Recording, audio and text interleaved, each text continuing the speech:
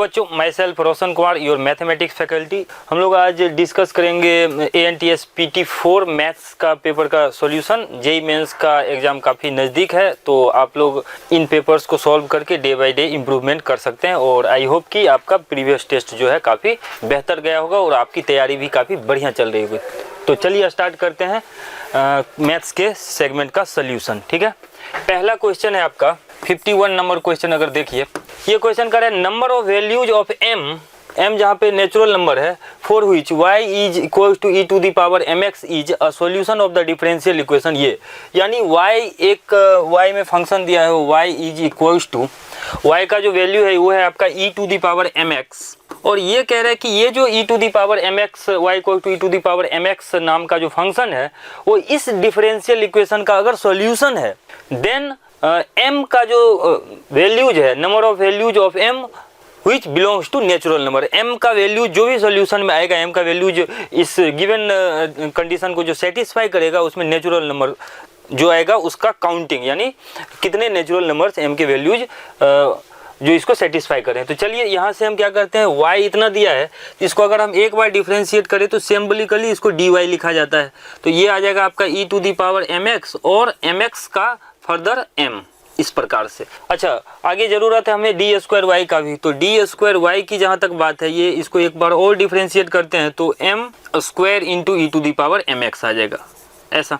अच्छा, D Q Y की भी जरूरत है, एक बार और डिफरेंशिएट कीजिए तो डी क्यू वाई जो है वो आ जाएगा आपका m cube into e to the power mx।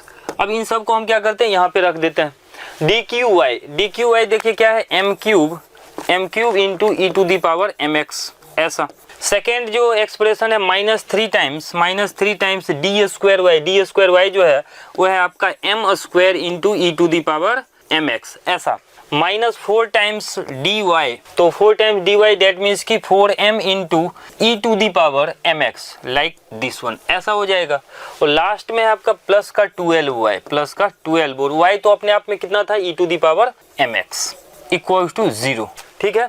अच्छा, यहाँ से हम क्या करते हैं, e to the power mx common कर लेते हैं। तो e to the power mx अगर आपका कॉमन आ रहा है तो यहाँ से आप देखिए ये कितना आ रहा है, m cube minus 3m square और माइनस का 4m और प्लस का 12 इक्वल टू 0। अब देखिए ये एक पॉजिटिव क्वांटिटी है, तो एक्सपोनेंशियल हमेशा पॉजिटिव क्वांटिटी होती है, इसी से डिवाइड कर सकते हैं। यहाँ से m का कोई भी वैल्यू सॉल्यूशन में नहीं आएगा। सो आप लिख सकते हैं यहाँ से कि ये आ रहा है आपका m cube minus 3 times m square minus 4m और प्लस का 12 इक्वल टू 0। ठीक है।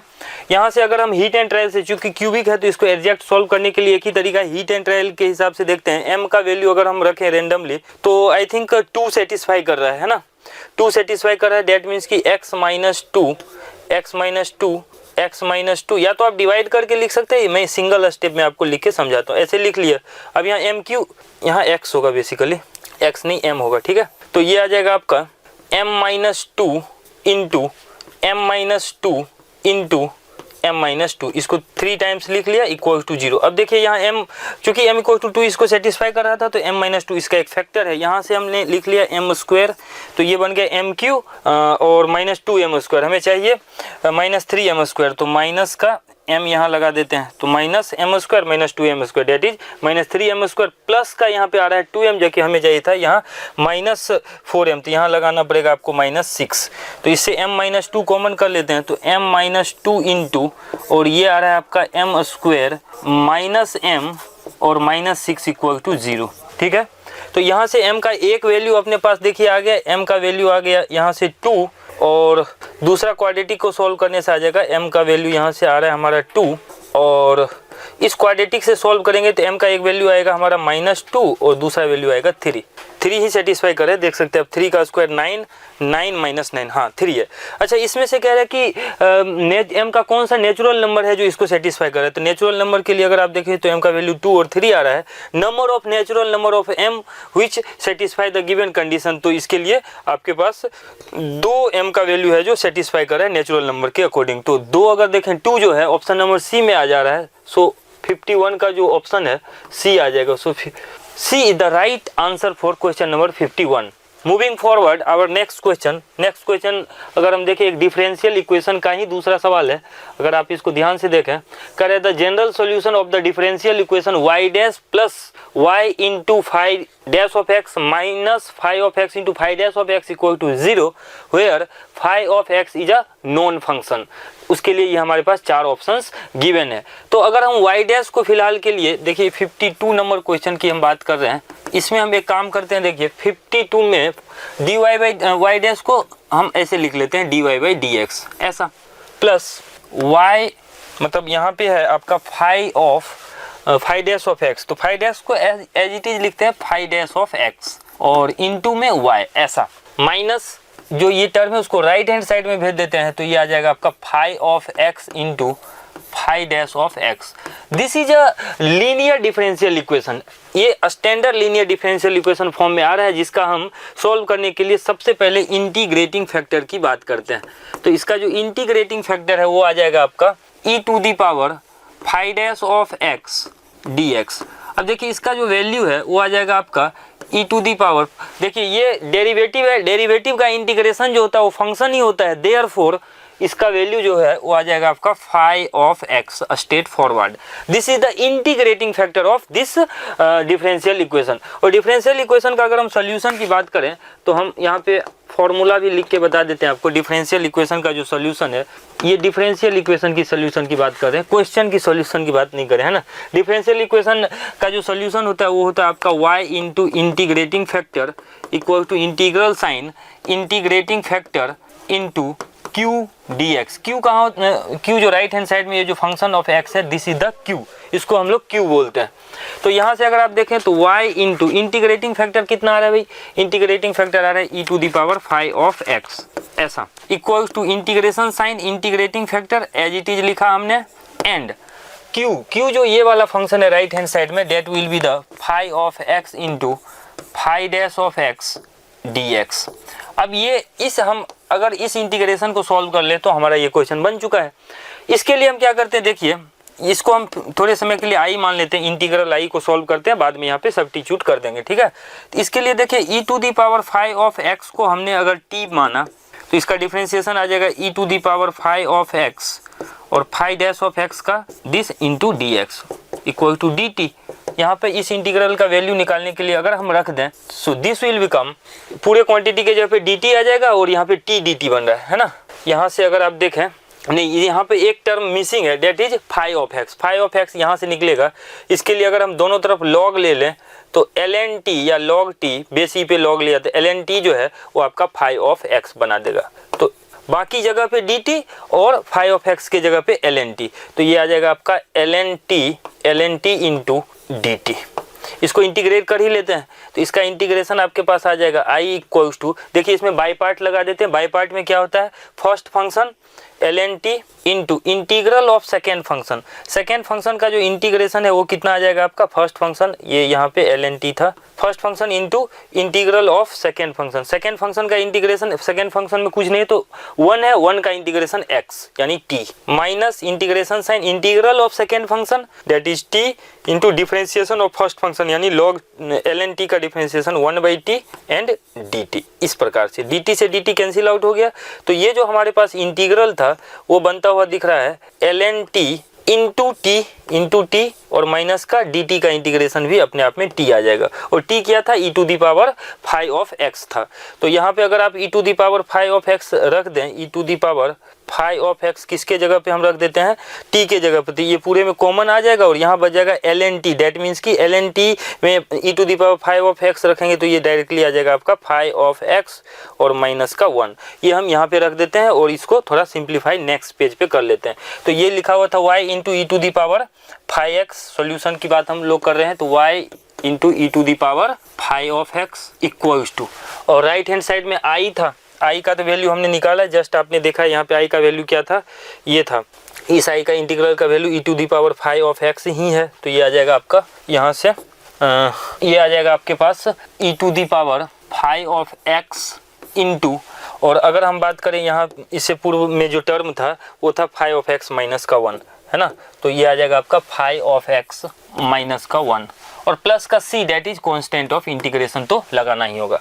e to the power minus phi of x हम दोनों तरफ अगर मल्टीप्लाई कर दे तो ये कैंसिल आउट होकर सिंपली y बन जाएगा, ये भी कैंसिल आउट होकर एज इट इज रह जाएगा, डेट मीन्स कि फाई ऑफ एक्स माइनस का 1 और प्लस का c times e to the power minus phi of x, कुछ ये बन जाएगा। ठीक है, ऑप्शन को ध्यान में रखते हुए अगर हम देखें तो इसका जो वैल्यू है y इक्वल्स टू सभी टर्म्स तो राइट हैंड साइड में है, तो देख सकते हैं ऑप्शन यहीं से मैच कर जाएगा आपके लिए, है ना, यही आंसर है।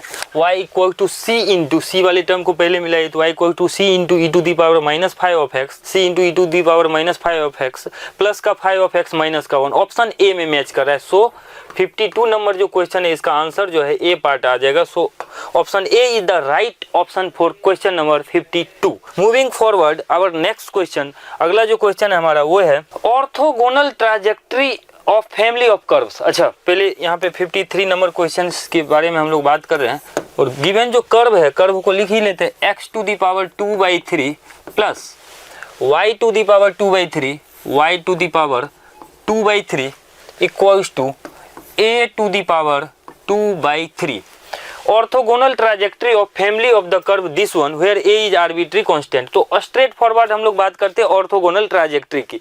ऑर्थोगोनल ट्रैजेक्टरी जो होता है, पहले हम गिवन जो फंक्शन है उसको डिफरेंशिएट करके dy/dx निकाल लेते हैं, उसी इक्वेशन में यानी डिफरेंशियल इक्वेशन जो हमने डिफरेंशिएट करके बनाया है उसमें dy/dx को रिप्लेस कर देते हैं माइनस dx/dy से और उस डिफरेंशियल इक्वेशन को सॉल्व करते हैं, जो फाइनल आंसर या फाइनल कर्व आता है that is the orthogonal trajectory of previous या एक्चुअल कर्व। तो प्रोसीड करते हैं, देखिए इसको डिफरेंशिएट कर लेते हैं तो ये आ जाएगा आपके पास 2/3 into x to the power 2/3 minus 1 यानी minus 1/3 plus 2/3 into y to the power minus 1/3 और ये 0 ही हो जाएगा। ठीक है, अच्छा ये आएगा साथ में y डैश। ठीक है, तो 2/3 से डिवाइड कर देते हैं और इस टर्म को राइट हैंड साइड में भेज लेते हैं, तो ये बन रहा है हमारा dy/dx और y to the power minus 1/3 और राइट हैंड साइड की तरफ अगर आप मूव करिएगा, ये इसको राइट हैंड साइड में भेज देते हैं तो माइनस का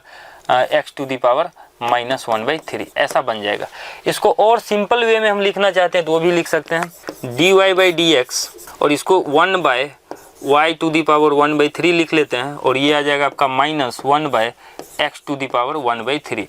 तो आप देख सकते हैं ये बन रहा है dy/dx इज इक्वल्स टू, इसको उस तरफ भेज देते हैं तो y to the power 1/3 upon x to the power 1/3 minus 1, ये बन गया dy/dx। अब इसमें रिप्लेस क्या करना होता है, इसमें अगला स्टेप जो होता है replace for orthogonal trajectory, replace हम कर देते हैं किसको, dy/dx को माइनस का dx/dy से। अगर हम यहाँ पे इस तरीके से रिप्लेस करें तो ये बन जाएगा आपके पास माइनस का dx/dy और राइट हैंड साइड की तरफ अगर आप देखें तो ऑलरेडी मतलब बाकी फंक्शन में कोई भी चेंज नहीं करना होता है। ठीक है, तो ये आ जाएगा माइनस का y to the power 1/3 upon x to the power 1/3 ऐसा। इससे ये कैंसिल आउट हो जाएगा, माइनस से माइनस प्लस साइन ये सेटल हो गया। x वाले टर्म को एक तरफ कर लेते हैं, y वाले को एक तरफ, तो ये बन जाएगा x to the power 1/3 into dx और ये बन जाएगा आपका y to the power 1/3 into dy। Now integrate, जैसे ही इंटीग्रेट करेंगे इंटीग्रेशन के हिसाब से x to the power n का integration x to the power n plus 1 यानी x to the power 4/3 upon 4/3 तो ये 3/4 बन जाएगा। और राइट हैंड साइड में बात करें similarly y to the power 4/3 upon 4/3 तो ये 3/4 और प्लस का ये आपके पास c आ जाएगा, प्लस का कितना आ जाएगा c आ जाएगा। हम एक काम करते हैं यहाँ पे देखिए 3/4 से दोनों तरफ मल्टीप्लाई करके इवेंचुअली तो कांस्टेंट टर्म ही रहेगा, वहां पे क्या करेंगे उसी को अगेन कैपिटल C मान लेंगे तो ये आ जाएगा x टू दी पावर 4/3 और y वाले टर्म को इस तरफ कर लेते हैं तो minus y to the power 4/3 equal to remaining term is the constant term. तो ये जो हमारे पास कर्व आया है this one is the orthogonal trajectory, ये क्या है ऑर्थोगोनल ट्रैजेक्टरी है, this is the orthogonal trajectory. तो ऑर्थोगोनल ट्रैजेक्टरी का इक्वेशन यही आ गया x to the power 4/3 minus y to the power 4/3 equal to c। Option की तरफ देखें तो बी पार्ट में ये आ रहा है तो 53 का जो ऑप्शन है वो आ जाएगा आपका बी नहीं, यहाँ पे सी नहीं, B is the right option है ना, तो बी पार्ट इसका आंसर आ गया है। अगला जो क्वेश्चन है 54 नंबर पे आते हैं भाई, है ना। 54 नंबर क्वेश्चन पे आते हैं। 54 नंबर क्वेश्चन में कह रहा है, अगेन ये डिफरेंशियल इक्वेशन में ये आपका थोड़ा सा ज्योमेट्रिकल इंटरप्रिटेशन से रिलेटेड क्वेश्चन है। कह रहा है given a curve C, suppose that the tangent line at P x y on C is perpendicular to the line joining P and Q. अच्छा, पहले इसके लिए हम कोऑर्डिनेट एक्सिस बना लेते हैं। देखिए, तो ये आपके पास सपोज ये एक्स एक्सिस है, ये वाई एक्सिस है, ये ओरिजिन है, ठीक है, और ये कर्व है, ठीक है। इस पे ये पॉइंट है x, y, और इस यहाँ पर x एक्सिस पे एक पॉइंट है 1, 0, ठीक है। इसी के ऊपर ये टेंजेंट वगैरह की बात कर रहे हैं, ठीक है। तो ये एक्चुअल में क्या परपेंडिकुलर नहीं है, कुछ इस प्रकार से है, लिख लेते हैं इसको, ऐसा है ना। ये P पॉइंट है और सपोज ये समथिंग ऐसा, ये जो पॉइंट आप देख रहे हैं ये Q पॉइंट है, ठीक है, या एक्स एक्सिस पे एक पॉइंट Q ही है, ये लिखा हुआ है, ठीक है। करे given a curve C, suppose that tangent at P, अच्छा P यानी x, y पे जो टेंजेंट है on C is perpendicular to the line joining P and Q। अच्छा, ये जो PQ लाइन है इसके ऊपर अगर कोई टेंजेंट लाइन बनाते हैं वो दोनों आपस में परपेंडिकुलर है, ठीक है, ये दोनों परपेंडिकुलर है।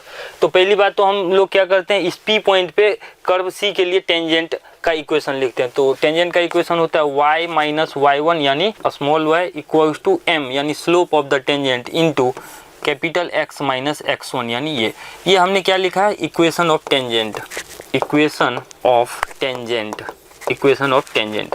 उस टेंजेंट लाइन का स्लोप कितना है आपका, m है ना, ये स्लोप m है। According to given data in this question कह रहा है कि ये जो टेंजेंट लाइन जिसका स्लोप m है वो ये PQ लाइन के परपेंडिकुलर है, यानी इनके स्लोप का जो प्रोडक्ट होगा वो -1 होगा। तो PQ लाइन के स्लोप को हम निकाल लेते हैं difference of y coordinate bye difference of x coordinate से, तो ये आ जाएगा आपका y minus 0 upon x minus 1, है ना।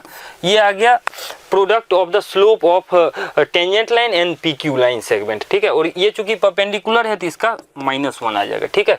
तो यहाँ से हम क्या करते हैं, m यानी dy by d x, M क्या है, स्लोप ऑफ टेंजेंट है तो उसको dy बाई डी एक्स से रिप्लेस कर दिया, और ये आ जाएगा आपके पास minus x minus 1 divided by y, एक तरफ करके इंटीग्रेट कर लेते हैं, तो ये आ जाएगा आपका dy into y equal to minus x plus का 1 into d x. So integrate both the side, तो जैसे ही हम इंटीग्रेट करेंगे तो इसका जो y dy का इंटीग्रेशन है वो आ जाएगा आपका y square by 2 equal to x square का माइनस एक्स का integration minus x square by 2 और 1 का integration x plus c, that is constant of integration. आगे दिया हुआ है क्वेश्चन में कि ये जो आपका ये तो एक सर्कल है, ये सर्कल जो है आगे एक लाइन है, उस मतलब एक गिवन लाइन जो है इस सर्कल यानी इस कर्व का टेंजेंट है। पहले इस सर्कल को स्टैंडर्ड फॉर्म में लिख लेते हैं। इस सर्कल को अगर आप स्टैंडर्ड फॉर्म में लिखेंगे 2 से मल्टीप्लाई करके कांस्टेंट वगैरह को अरेंज करके, तो ये सर्कल का इक्वेशन आ जाएगा x square plus y square, और 2x को इस तरफ कर लेते हैं तो माइनस का 2x और प्लस का c इक्वल टू 0, ठीक है। ये आपका, अच्छा ये जो कर्व आया है एक्चुअली, ये जो कर्व है आपका, ठीक है, एक सर्कल है, इस सर्कल का सेंटर कितना है, इस सर्कल का जो सेंटर है अगर आप देखें तो इस सर्कल का सेंटर आपका दिख रहा है 1,0 है, ठीक है। अब एक टेंजेंट लाइन है जो इस सर्कल के ऊपर टेंजेंट लाइन का इक्वेशन दिया हुआ है, डेट मीन्स कि ये है आपके पास 2x प्लस 3y और माइनस का 15 इक्वल टू 0, क्लियर है। अच्छा, अगर आप देखें तो ये जो गिवन सर्कल है इसका सेंटर और रेडियस, सेंटर तो 1,0 है, रेडियस कितना हो जाएगा, रेडियस हो जाएगा आपका g square plus f square minus c करके, तो ये आ रहा है आपका 1 माइनस सी, ये रेडियस है, ठीक है।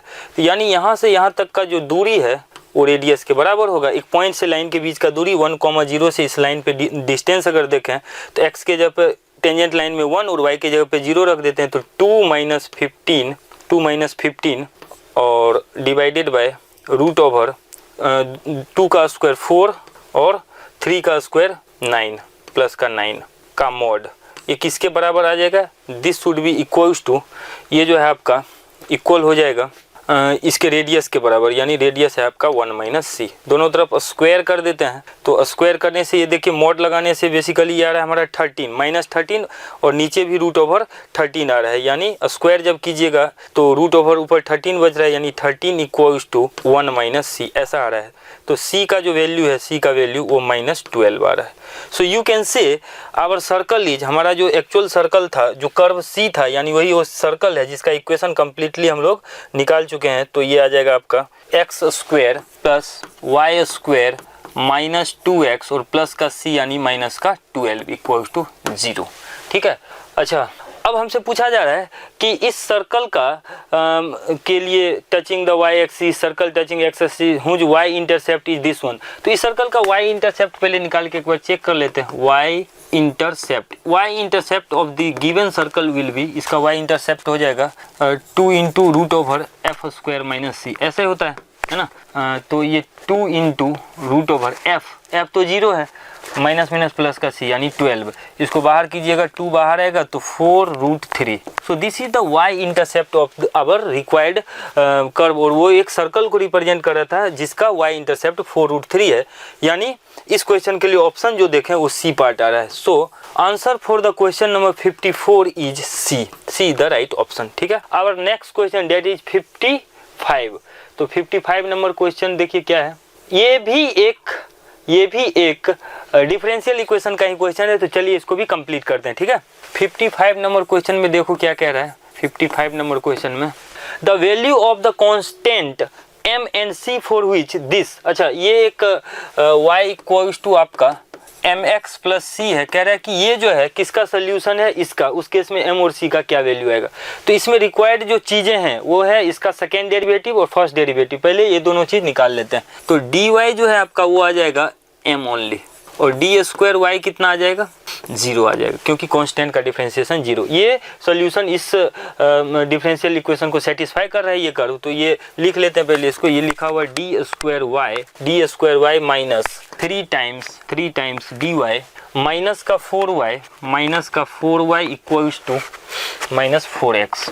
अच्छा, अब देखिए यहाँ पे हम y के जगह पे mx रख देते हैं और dy के जगह पे my, और डी स्क्वायर वाई तो 0 ही खैर है ना। तो -3 और dy के जगह पे क्या रखना है, m रखना है, m रख दिया। -4 टाइम्स y कितना है, y है आपका mx प्लस का c। ठीक है। Equals to right hand side की तरफ अगर हम आए तो ये आ जाएगा -4x। और लिखा हुआ है इसमें कि अच्छा x, ये अगर सॉल्यूशन है तो x और y के हर एक वैल्यू के लिए इसको सेटिस्फाई कर रहा होगा, यानी x बिलोंग्स टू r है। You can say that x के हर एक रियल वैल्यू के लिए ये सेटिस्फाई हो रहा होगा। माइनस से पहले कैंसिल आउट कर देते हैं तो ये आ जाएगा 3m माइनस प्लस का 4mx और प्लस का 4c इक्वल्स टू 4x। ऐसा m वाले टर्म को एक तरफ कर देते हैं तो ये आ जाएगा हमारा 3m plus 4c equals to 4x minus 4mx। ऐसा। अच्छा, तो ये आ जाएगा आपका 3 ये आपके पास आ जाएगा 3m plus 4c equal to x common कर लेते हैं तो ये आ जाएगा 4 माइनस 4m। x चूंकि रियल है तो हर एक वैल्यू के लिए सेटिस्फाई होगा, तो इसके लिए हम क्या करते हैं, इस वाले टर्म को 0 कर देते हैं और इसको भी 0 कर देते हैं। ठीक है। तो यहाँ से इसको 0 करने से m का वैल्यू आ रहा है हमारे पास डायरेक्टली 1, m का वैल्यू यहाँ से आ रहा है आपके पास 1। सो m इज 1, m 1 आ रहा है तो ये भी 0 होगा, है ना, ये 0 तो ये भी 0, तो m का वैल्यू 1 यहाँ रख देते हैं। तो 3 प्लस का 4c जो है वो आपके पास 0 आ जाएगा। डेट मीन्स कि c इज -4/3। यही हमें निकालना था, c और m का वैल्यू। तो c का वैल्यू 1 आ रहा है और m का वैल्यू -4/3। अगर ऑप्शन में देखें तो m का वैल्यू 1 एंड c इज -3/4 आएगा बेसिकली, है ना, बिकॉज यहाँ पे अगर आप देखें इस वाले एक्सप्रेशन को सही कर लेते हैं तो इसको 0 करने से हमें क्या निकालना था, m तो निकालनी है, c निकालना था, तो -3/4 आएगा, है ना, -3/4 यस। तो c is -3/4 and m is 1 और m इज 1। ऑप्शन में अगर आप देखें तो ऑप्शन बी में ऐसा है, m is 1 and c is -3/4। So 55 number question का आंसर जो है बी पार्ट हमारा आ जाएगा। तो इसके साथ ही हमने ये डिफरेंशियल इक्वेशन वाला ये क्वेश्चन कंप्लीट किया। अब आगे देखिए, आगे एक एपी का क्वेश्चन दिख रहा है 56 नंबर में। तो our next question 56 will be 56 का अगर आप सोल्यूशन देखें तो ये आ जाएगा, कह रहा है 1 this quantity and this quantity are in AP. तो पहले इसको जरा अरेंज कर लेते हैं बेस 3 पे लॉग लेके, ठीक है। बेस 3 पे जब हम लॉग लेंगे तो पहला टर्म तो 1 ही रह जाएगा और दूसरा टर्म आ जाएगा हमारे पास, देखिए लॉग बेस 3 का स्क्वायर, 9 इज लॉग बेस 3 का स्क्वायर, तो ये आ जाएगा आपका 3 का स्क्वायर, है ना। और रिमेनिंग टर्म आ जाएगा आर्गुमेंट में 3 to the power 1 minus x और प्लस का 2, ठीक है। और ये वाला जो नेक्स्ट टर्म है वो बन जाएगा आपका लॉग बेस 3 और आर्गुमेंट में ये आ जाएगा 4 into 3 to the power x minus का 1, ठीक है। अच्छा 3 का स्क्वायर है बेस में, तो 3 बाहर चला जाएगा तो इसके हिसाब से आप कह सकते हैं 1, ये 2 पावर वाला टर्म इस प्रकार से हो जाता है इसमें 3 और 3 to the power 1 minus x plus का 2, कुछ ऐसा। नेक्स्ट टर्म जो था वो as it is log base 3 4 into 3 to the power x minus का 1, ठीक है। कह रहे हैं ये तीनों टर्म एपी में, जब एपी में 3 टर्म एपी में होता है तो मिडिल का ट्वाइस, इसका डबल जो है टर्मिनल के सम के इक्वल हो जाएगा, है ना। इसका डबल यानी 2 times half into log base 3 और 3 to the power 1 minus x और प्लस का 2, ठीक है। मिडिल का ट्वाइस टर्मिनल के सम यानी 1 प्लस लॉग बेस 3 और 4 into 3 to the power x minus का 1, ऐसा ही बन जाएगा, ठीक है। इससे ये कैंसिल आउट हो गया आपका और इस टर्म को अरेंज कर 1 को लिख लेते हैं हम लोग ऐसा, लॉग बेस 3 ऐसा प्लस, और इस वाले टर्म को लॉग बेस 3 और ये 4 into 3 to the power x minus का 1, ऐसा बन जाएगा, है ना। फिर से लॉग का प्रॉपर्टी जब आप अप्लाई करोगे तो ये आ जाएगा log base 3 m into n, यानी 3 इंटू ये टर्म 3 इंटू 4, तो 3 इंटू 4 12 टाइम्स, यहाँ से आ रहा है हमारा 12 times 3 to the power x minus का 3, और लेफ्ट हैंड साइड में अगर आप देखें तो ये लिखा हुआ है log base 3 to the power 1 minus x और प्लस का 2। लॉग का लेफ्ट हैंड साइड में बेस इक्वल है तो आर्गुमेंट भी लेफ्ट और राइट हैंड साइड का इक्वल होगा। इसको इक्वेट करा देते हैं तो ये आ जाएगा 3 to the power 1 minus x plus का 2 equal to 12 into 3 to the power x minus का 3, ऐसा, ठीक है। अब देखिए यहाँ से अगर हम देखें 3 टू दी पावर, इसको एक स्टेप और लिख देते हैं तो ये लिखा हुआ 3/3 to the power x plus का 2 इक्वल्स टू, ये बन रहा है हमारा 12 into 3 to the power x और माइनस का 3। Now let 3 to the power x equals to t, इसको टी मान लिया हमने, है ना। तो ये बन जाएगा तुम आपका 3/t plus 2 equals to 12t minus का 3, ठीक है। t से क्रॉस मल्टीप्लिकेशन करके t में क्वाड्रेटिक बना लेते हैं तो ये बन जाएगा हमारा 12t स्क्वायर माइनस का 3t और माइनस का 2t, डेट मीन्स कि माइनस का 5t, और इसको राइट हैंड साइड से इधर की तरफ लाएंगे तो माइनस का 3, ये आ गया आपका 0, है ना। ये हमारा आ गया 0, ठीक है। तो इसको फैक्टराइज कर लेते भाई, फैक्टराइज करेंगे तो देखिए इसका जो वैल्यू है आपका फैक्टराइज करने से नेक्स्ट पेज पे इसको ले चलते हैं 12t square minus 5t minus का 3 इक्वल टू 0। इसको फैक्टर मिडिल टर्म स्प्लिटिंग से कर लेते हैं तो ये आ जाएगा आपका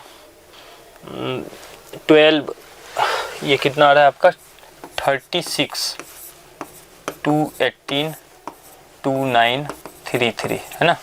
तो ये आ रहा है हमारा 3 2 3 9 माइनस 4, हाँ बन रहा है। तो इसको आप लिख सकते हैं 12t square minus 9t plus का 4t माइनस का 3। मिडिल टर्म स्प्लिट करने के लिए हमने फैक्टराइज किया, हालांकि ये रफली भी कर सकते थे डायरेक्टली भी, तो ठीक है ना। तो यहाँ से हमारे पास आ रहा है आपका 3t कॉमन आ रहा है, तो देखिए जैसे ही हमने 3t कॉमन किया तो 4t माइनस 3 बचा और प्लस का 1 into 4t minus 3 equal to 0। तो यहाँ से डायरेक्टली दिख रहा है भाई t का जो वैल्यू है या तो 3/4 होएगा नहीं तो 1/3 होगा। t किसको अज्यूम किया था हमने, t अज्यूम किया था, t हमने अज्यूम किया था 3 टू दी पावर x को। 3 टू दी पावर x जो है 3 टू दी पावर x 3/4 हो जाएगा और 3 टू दी पावर x जो है -1/3 तो नेगेटिव हो ही नहीं सकता है, तो ये रिजेक्ट हो गया है ना। तो यहीं से log 3 पे बेस ले लेते हैं, तो log base 3 to the power x equal to log base 3/4। इसको सिंप्लीफाई कर लेते हैं। देखिए लेफ्ट हैंड साइड में तो x ही मिल गया और यहाँ से m/n के अकॉर्डिंग लिखिएगा, तो log base 3 minus log mn में m-n करके 3/4 ऐसे लिख लिया। तो x इसी वजह से आ रहा है आपका 1 माइनस 2 बाहर आ जाएगा, 2 इंटू log बेस 3 आर्गुमेंट 2। ठीक है, तो यहाँ से हमसे क्या पूछा गया था कि x का वैल्यू बताइए, है ना। Are in AP then x equals to, x का वैल्यू क्या आ रहा है हमारा 1 minus twice of log 2 to the base 3। 1 minus, अच्छा 2 को बाहर ही रहने दीजिए फिर, है ना। यहाँ से आपके पास आ जाएगा x equal to 1 minus log 3 base, मतलब log 4 to the base 3, 1 minus log 4 to the base 3। B option में मैच कर रहा है। So answer for the 56 number question is B. So B is the right answer for question number 56। तो यही हमारा 56 number question था। ठीक है, चलिए 57 नंबर पे आते हैं। 57 नंबर में क्या कह रहा है, 57 कर रहा है the value of this expression, है ना। तो हर जगह 2 के पावर में समथिंग है, 4 के पावर में समथिंग, इसको एक पावर में ले आते हैं। तो 2 टू दी पावर 1/4 पहला टर्म था। दूसरा टर्म क्या हो जाएगा, दूसरा हो जाएगा 2 के स्क्वायर, 2 का स्क्वायर टू दी पावर 1/8 यानी 2/4 आ जाएगा। तीसरा टर्म क्या आ जाएगा, 2 टू दी पावर 3/16 आ जाएगा, 3/16 एंड सो ऑन। ये इनफाइनाइट टर्म्स तक चलता जा रहा है। तो चूंकि ये टर्म्स मल्टीप्लिकेशन में, तो 2 के पावर में जो टर्म्स हैं एक साथ वो ऐड हो जाएंगे। सो you can say 2 to the power 1/4 plus 2/4 plus 3/16 and so on. आगे ऐसे ही टर्म्स इनफाइनाइट तक रहेंगे। 2 के पावर में जो ये टर्म है इसको लैम्डा मान लेते हैं फिलहाल के लिए, है ना। Consider this expression as lambda. इसको अगर हम लैम्डा मानते हैं तो लैम्डा का जो वैल्यू है वो आ जाएगा आपका, लैम्डा का जो वैल्यू है वो आ जाएगा lambda equals to 1/4 plus 2/4 plus 3/16 up to infinite terms. अब देखिए यहाँ पे हम क्या करते हैं, हाफ से मल्टीप्लाई कर देते हैं दोनों ही तरफ, है ना, और एक टर्म शिफ्ट करके लिख लेते हैं। तो λ/2 बन जाएगा। यहाँ पहला टर्म को 0 बना देते हैं और इसको हाफ से मल्टीप्लाई करके लिखेंगे तो 1/8 बन जाएगा, है ना। अच्छा यहाँ पर जो हमने लिखा था ये सेकेंड टर्म को सही करना पड़ेगा, है ना। सेकेंड टर्म में देखिए क्या था, 2 का स्क्वायर टू दी पावर 1/8 यानी 2 टू दी पावर 8 बनेगा, है ना। ये पावर में 8 है आपका, ठीक है। तो ये हमारा 8 है और यहाँ पर भी 2/8 हो जाएगा और ये भी 2/8 हो जाएगा, ठीक है। ये आपका 2/8 है, क्लियर है। अच्छा हाफ से मल्टीप्लाई करके एक टर्म शिफ्ट करेंगे तो पहला टर्म 1/4 इंटू हाफ यानी 1/8 बन जाएगा। दूसरा टर्म में हाफ से मल्टीप्लाई करेंगे तो 2/16 बन जाएगा एंड सो ऑन, ठीक है। ये सेकेंड बन गया। इन दोनों को हम सब्ट्रैक्ट कर देते हैं, तो लैम्डा माइनस λ/2 और इस तरफ सब्ट्रैक्ट करिएगा 1/4 प्लस 2/8 माइनस 1/8 तो 1/8, इधर सब्ट्रैक्ट करोगे तो ये आ जाएगा 1/16 and so on. Now this expression is also a infinite GP. ये जो है पूरा एक इनफाइनाइट जीपी है। तो लेफ्ट हैंड साइड की तरफ अगर आप देखें तो λ/2 और इनफाइनाइट जीपी में n टर्म्स के सम का, मतलब इनफाइनाइट टर्म्स के सम का फॉर्मूला होता है a/1 माइनस r। a यहाँ पे 1/4 है डिवाइडेड बाई 1 माइनस r यानी common ratio, first term divided by second term. तो साफ साफ दिख रहा है भाई यहाँ पर ये इसका हाफ जो है वही कॉमन रेशियो, तो माइनस हाफ कर देते हैं। तो ये आ रहा है आपका λ/2 इक्वल टू 1/4 अपॉन 1/2, है ना। सिंप्लीफाई कर लेते हैं तो λ/2 जो है ये सिंप्लीफाई होके हाफ ही आ रहा है। तो हाफ से हाफ कैंसिल आउट हो गया। Eventually we can say λ is 1। जब λ का वैल्यू 1 है तो इस एक्सप्रेशन का एक्चुअल वैल्यू जो था वो क्या था, 2 टू दी पावर λ, और लैम्डा का वैल्यू कितना आया है 1 यानी 2 टू दी पावर 1। तो इसका वैल्यू जो है 2 टू दी पावर 1 यानी 2 आ जाएगा, है ना। तो 57 नंबर जो क्वेश्चन है इसका जो सही ऑप्शन है वो आपका बी पार्ट आ रहा है। So B is the right answer for option 4 question number 57, ठीक है भाई। आगे बात करते हैं 58 नंबर की, है ना। 58 नंबर क्वेश्चन में क्या था, fifth term of a GP is, यानी पांचवा टर्म जो है जीपी का है वो 2 है, then product of its 9 term is. बहुत ही आसान सवाल है। देखिए जीपी के सीरीज को बना लीजिए। जीपी क्या होता है, ए, मान लिया जीपी का फर्स्ट टर्म ए और कॉमन रेशियो आर है, तो जीपी के लिए ये आ जाएगा ए r square and so on. ये जीपी का सीरीज है ना। पांचवा टर्म जो जीपी का होगा वो 2 है। पांचवा टर्म का मतलब ये होगा a into r to the power 4। इसका वैल्यू दिया हुआ है हमारे पास 2। जीपी का पांचवा टर्म जो है वो 2 है। Then the product of its 9 terms, 9 terms का प्रोडक्ट कितना हो जाएगा? 9 टर्म्स का प्रोडक्ट का मतलब ये हो गया ए आर स्क्वायर से लेकर के AR9, इन सब का प्रोडक्ट क्या होगा? इस सब को मल्टीप्लाई करेंगे तो क्या होगा? देखो पहला जो टर्म है आपका हर जगह ए है, ए 9 टाइम्स, तो ये जब मल्टीप्लाई होता है तो पावर ऐड हो जाता है, तो इस वजह से a टू दी पावर 9 बन जाएगा। और r के पावर में अगर आप देखें तो यहाँ पे 1 से लेकर 9 तक में 1 + 2 + 3 से लेकर के 9 तक ऐसा हो जाएगा। तो प्रोडक्ट ऑफ इस 9 टर्म का जो वैल्यू है वो आ रहा है आपका a इंटू 9 और r टू दी पावर, इसको ऐड करिएगा तो ये हमारे पास आई थिंक 36 आ जाएगा, है ना। ये 36 आ रहा है। 1 से 9 तक का सम जो है 36 ऐड करने से आ जाएगा, ठीक है। यही हमसे पूछा जा रहा है। तो ये क्या लिखा हुआ है? ये लिखा हुआ है AR4 whole to the power 9 लिखा हुआ है। इसको इस तरीके से हमने लिख लिया। अब देखिए a into r to the power 4, that means की फिफ्थ, पांचवा जो टर्म है, फिफ्थ टर्म का जो वैल्यू है वो क्वेश्चन में दिया हुआ है 2। तो इसके लिए जगह पे 2 रख देते हैं, तो 2 to the power 9, 2 to the power 9 का जो वैल्यू है वो 512 आ जाएगा, है ना। So therefore you can say product of its first 9 terms is equals to 512। तो 512 is the right answer for the question number 58। अगर 512 हम देखें तो बी पार्ट में आ रहा है, सो 58 का जो है ऑप्शन वो बी पार्ट आ जाएगा, ठीक है।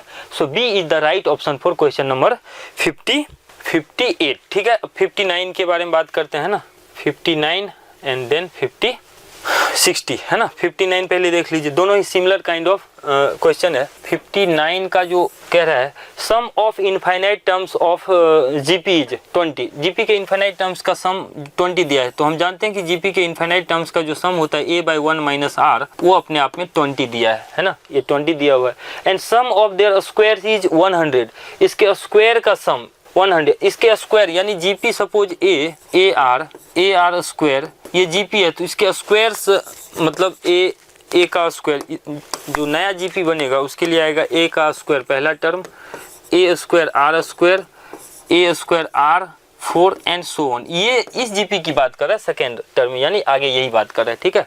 तो ये जो नया जीपी है इसके इनफाइनाइट टर्म्स का सम जो है, पहली बात तो a/1 - r, इसका r स्क्वायर हो चुका है। ये दिया हुआ है क्वेश्चन में 100, ओके 100 दिया हुआ है। तो यहाँ से a का वैल्यू दिया हुआ है आपके पास, a जो है 20 इंटू 1 - r हो जाएगा। ये चीज़ यहाँ रख देते हैं, देखिए 20 इंटू 1 - r का स्क्वायर, a के जगह पे आ जाएगा 20 का स्क्वायर 400 इंटू 1 - r का स्क्वायर। डिनोमिनेटर में 1 - r स्क्वायर है, यानी 1 - r इंटू 1 + r ऐसा हो जाएगा। और राइट हैंड साइड में एज इट इज 100 रहेगा, ठीक है। 1 - r एक पावर से ये वाला टर्म कैंसिल आउट हो जाएगा, क्रॉस मल्टीप्लीकेशन कर देते हैं तो ये आ जाएगा आपका 400 - 400r equal to 100 + 100 into r, ऐसा हो जाएगा, ठीक है। तो इस तरफ ये जा रहा है तो 500r ये किसके बराबर हो जाएगा? 300 के बराबर। तो r जो है आपका बेसिकली 3/5 हो जाएगा। r का वैल्यू जो है वो आपका 3/5 आ गया। तो काफ़ी इजी, मतलब सिंपलेस्ट फॉर्म में r का वैल्यू एक ही स्टेप पे आ गया है इसके लिए, है ना। r के जब 3/5 रखिएगा तो a यहाँ से निकाल लो, तो a आ जाएगा 20 इंटू 1 - r डेट मीन्स की 3/5। सॉल्व कर लेते हैं तो a का जो वैल्यू है वो आ जाएगा आपका 20 इंटू 5 - 3 डेट इज 2/5। 4 टाइम्स ही कैंसिल आउट हो रहा है तो a का वैल्यू 8, यानी a जो है वो 8 आ रहा है और r जो है आपका 3/5 आ रहा है। क्वेश्चन में हमसे कुछ क्या पूछा गया है?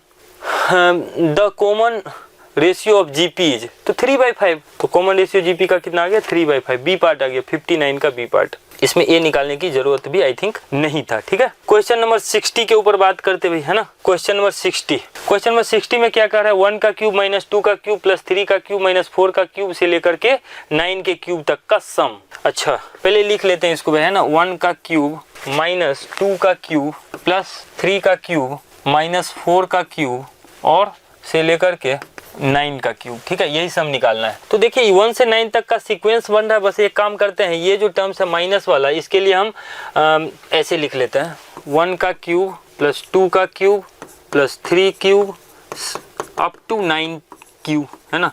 इसमें बेसिकली हमने क्या किया है, 2 का क्यूब, 4 का क्यूब, 6 का क्यूब एक्स्ट्रा लिख दिया, तो उसको घटाना पड़ेगा और पहले से ये था, तो ये माइनस में 2 टाइम्स आएगा क्या, 2 का क्यूब प्लस 4 का क्यूब प्लस से लेकर के 8 का क्यूब तक इवन नंबर्स के हिसाब से, ठीक है।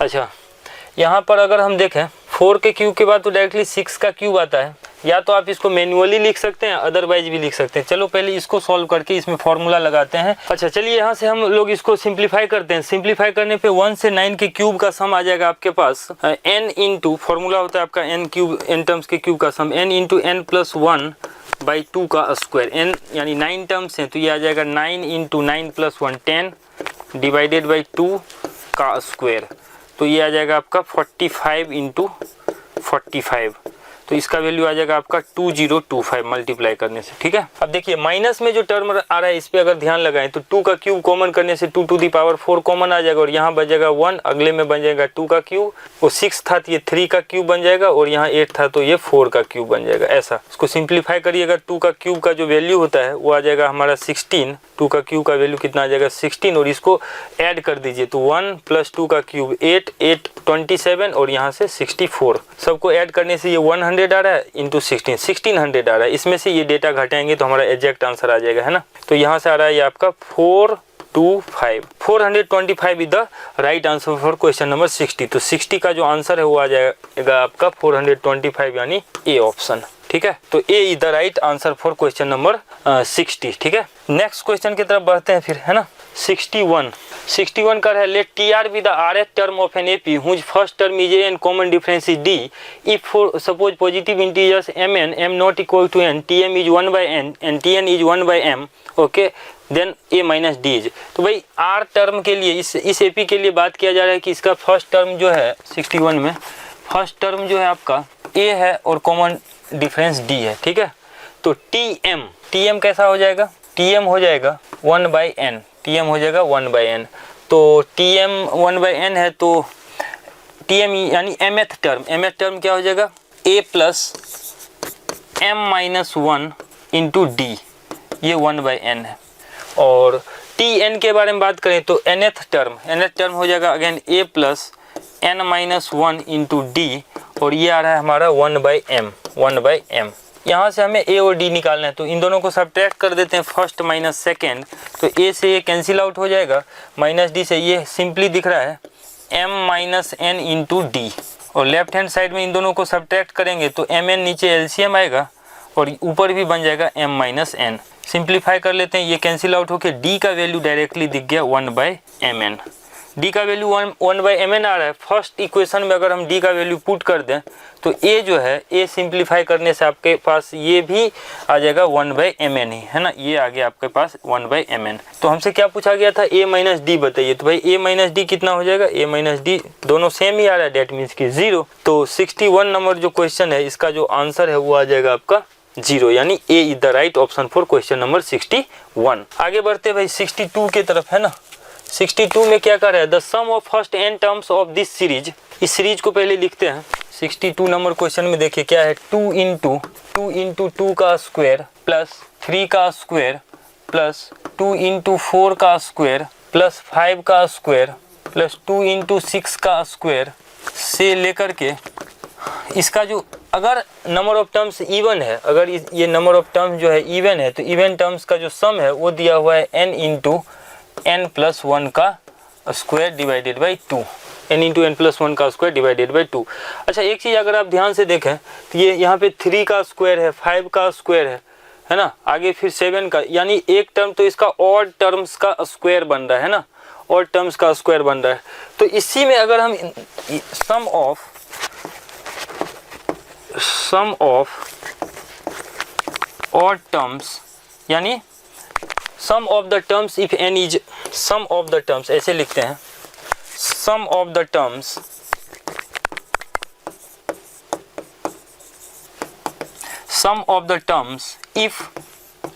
if n is odd, n odd जो है, अगर n ऑड है उस केस में n टर्म्स का जो सम होगा वो क्या हो जाएगा, sum of even terms even terms और प्लस का ये वाला जो 3 का स्क्वायर 5 का स्क्वायर ये वाला इससे n स्क्वायर आ जाएगा। ठीक है, तो इसमें बस ये बदलाव करना है कि ये जो आपके पास गिवन है इसमें n के जगह पे n-1 रख दीजिए, क्योंकि ये 2n-1 तक जा रहा है, तो n के जगह पे n-1 अगर हम रख दें तो ये जो सम है एक्चुअल जो हमारा आंसर वो आ जाएगा n-1 इंटू n का स्क्वायर डिवाइडेड बाय 2 और प्लस का n स्क्वायर।